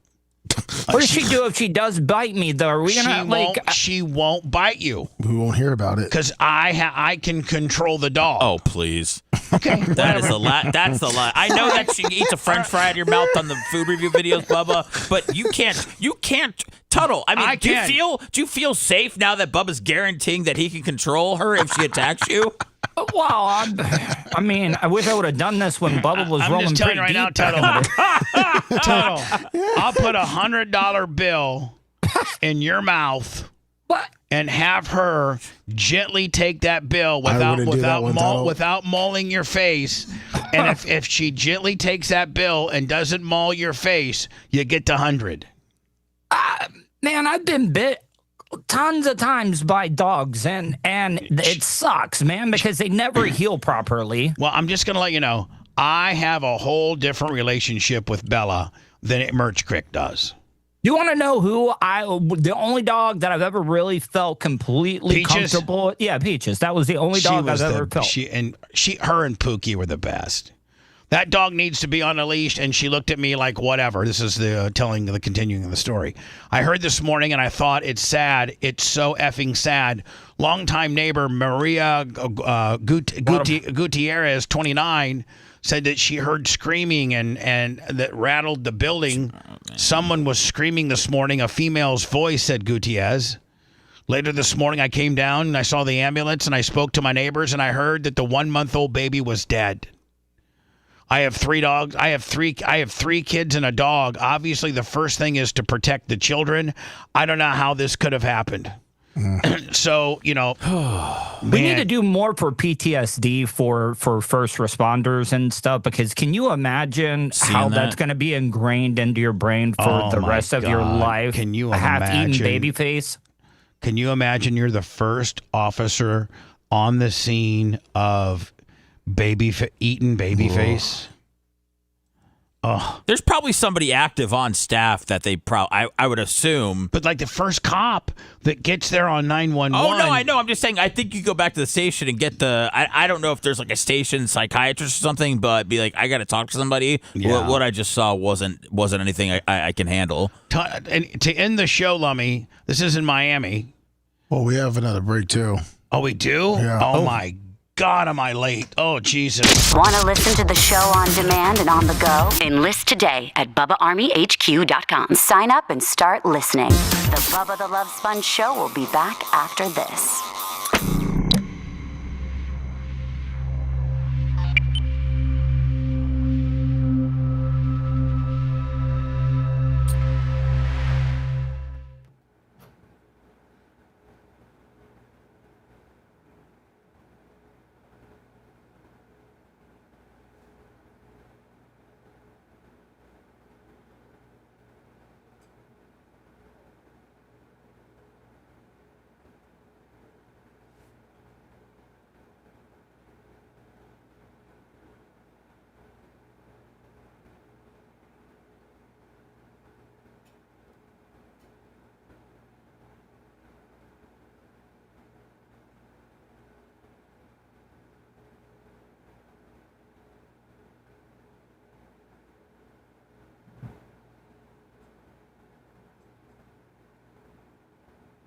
That makes sense, Chris. Thanks for letting me know.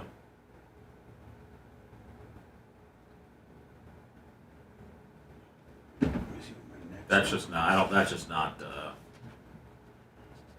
I just don't think humans are made to process that kind of stuff. No, they would have to fucking have somebody at the cop shop talking you through that one. You know what I'm saying? Like. Yeah, no, that's a tough scene.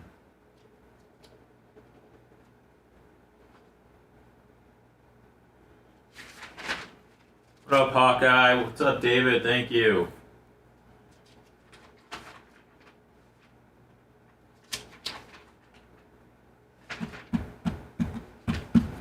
OKC finished this one out tonight and really fucking up my sleep. Does OKC have home court over Indiana? Yes. What up, Car? What it do? What's up, Redneck? What's up, Jasper? I'm good, man. Hope you're doing good.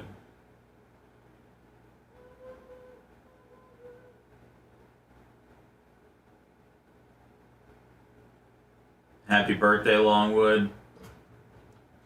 Yeah, Xerxes, it is, man. I wanted to, I know Babyface thought it was like to spread to a new generation, but I just think that they're, I think it's cool from someone that's been seeing concerts for a while. Do we have a band for tomorrow? Not confirmed because they have not said they could come. They could be on Thursday. And I went to the backup person and they haven't yet either.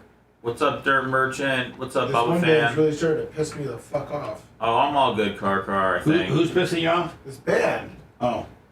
They haven't been giving me like a direct answer if they can be there Thursday, and I finally.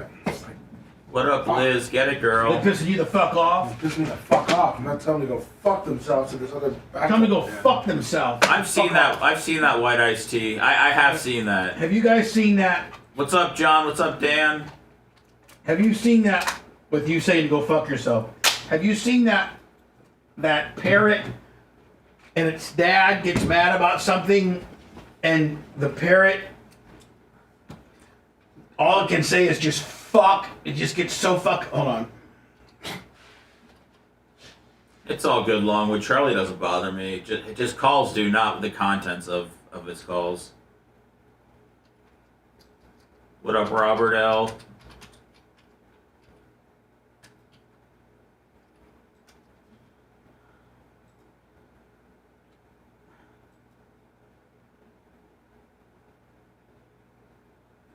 All right, guys, get ready to mute your hot mics tomorrow. What's up, Patrick Fowler? I think this is it right here. Watch this, Seth. This parrot gets mad as fuck, and the cage falls over and breaks. What's right? up, Unsavory? Okay, what is it? So Okay. the parrot says, "Fuck that cage." Listen, hold on. All right. So now yesterday we said that we would follow up that video with what we thought about Trump. Yeah, we'll make it. And are you gonna make it so? I think we got it. We got it.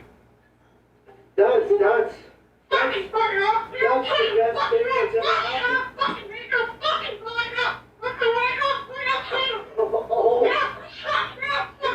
Come on, is this real? Yeah. That's what it needs. Another one. These kids shouldn't even be in production.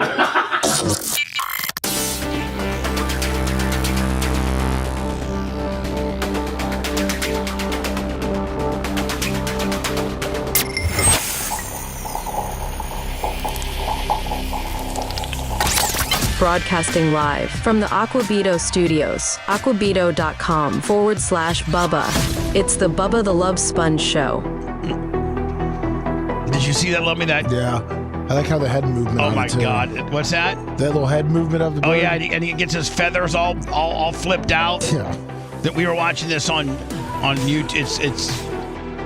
It's a parrot, and the owner. This cage is like not a good cage, or it fell over and broke or something, and the owner says, like, F that cage, and then this parrot just goes absolutely insane, mad as hell, and starts saying F that cage. You have to see it to believe it. I don't think Seth liked it too much. No, I didn't know it was real, man. The parrot was really going off. He was going off. Right, he was going. Bubba, I don't know the deal with parrots, man. I don't get them. I wish I could get a parrot and teach it to teach it to act like that. Like, like anytime the merch cricks piss me off, I could give it an Iggy and be like, F you, like go off on her like that. I think that if you had maybe like it shadow you for like an hour, just one day, I think the parrot would be able to pick up everything it needed to from you. So, Lummy, this is a guy. Is this a police officer that's directing traffic? Yes. And this black Mercedes or whatever type of car, BMW, I guess, in my opinion, probably didn't mean to hit the cop. Probably didn't see the cop, but we don't know that. Supposedly. I sent you the news story from Miami. It looks like the sister was in the car and said... This looks like a Will Smith movie.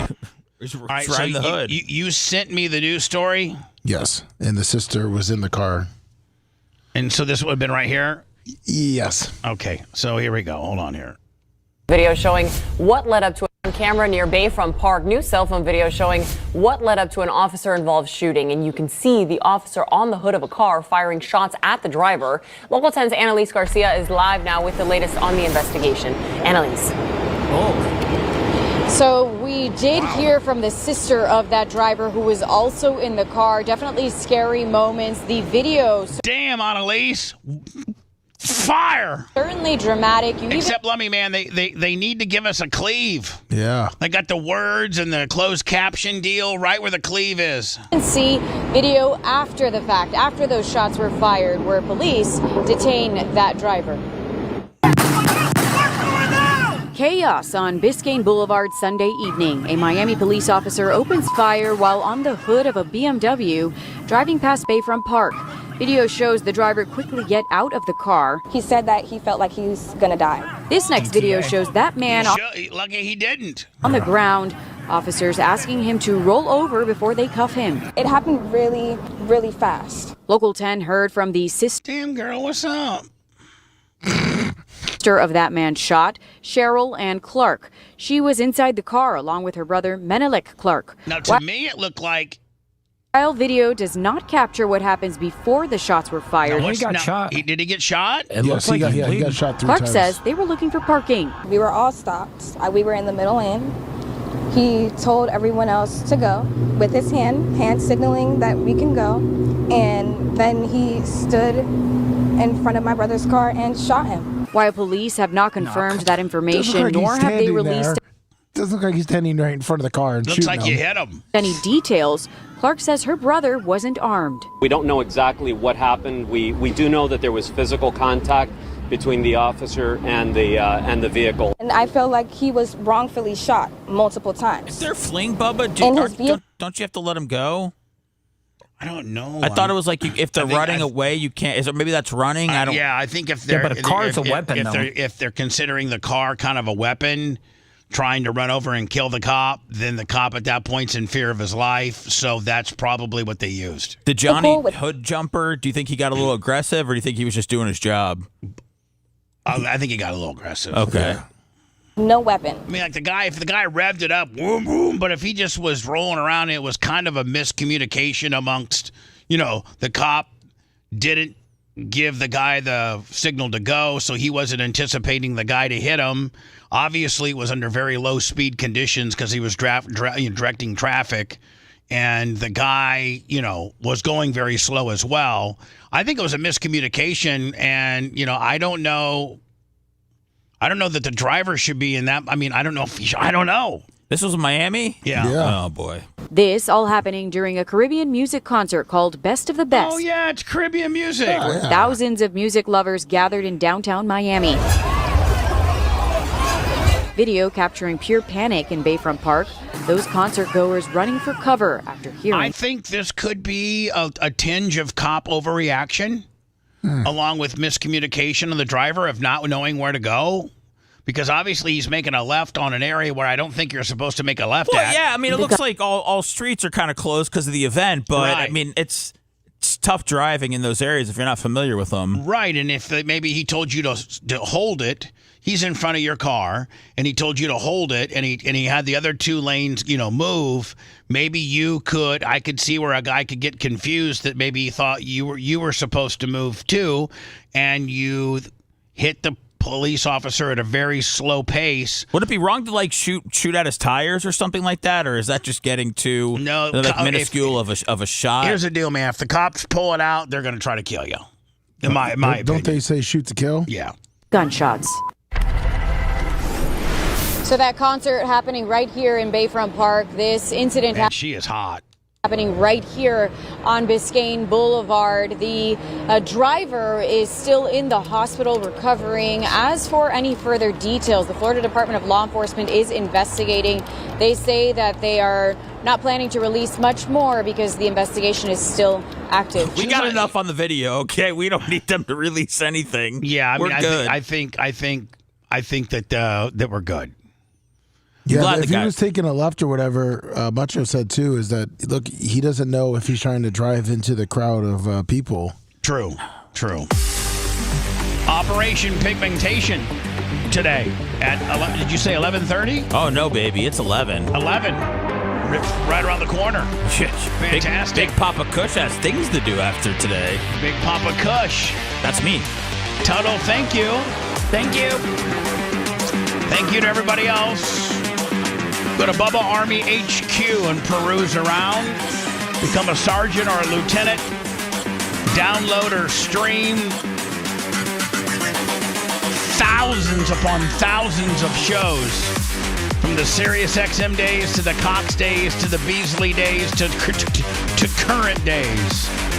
You virtually cannot live long enough to listen to everything we have on BubbaArmyHQ.com. We'll see you later.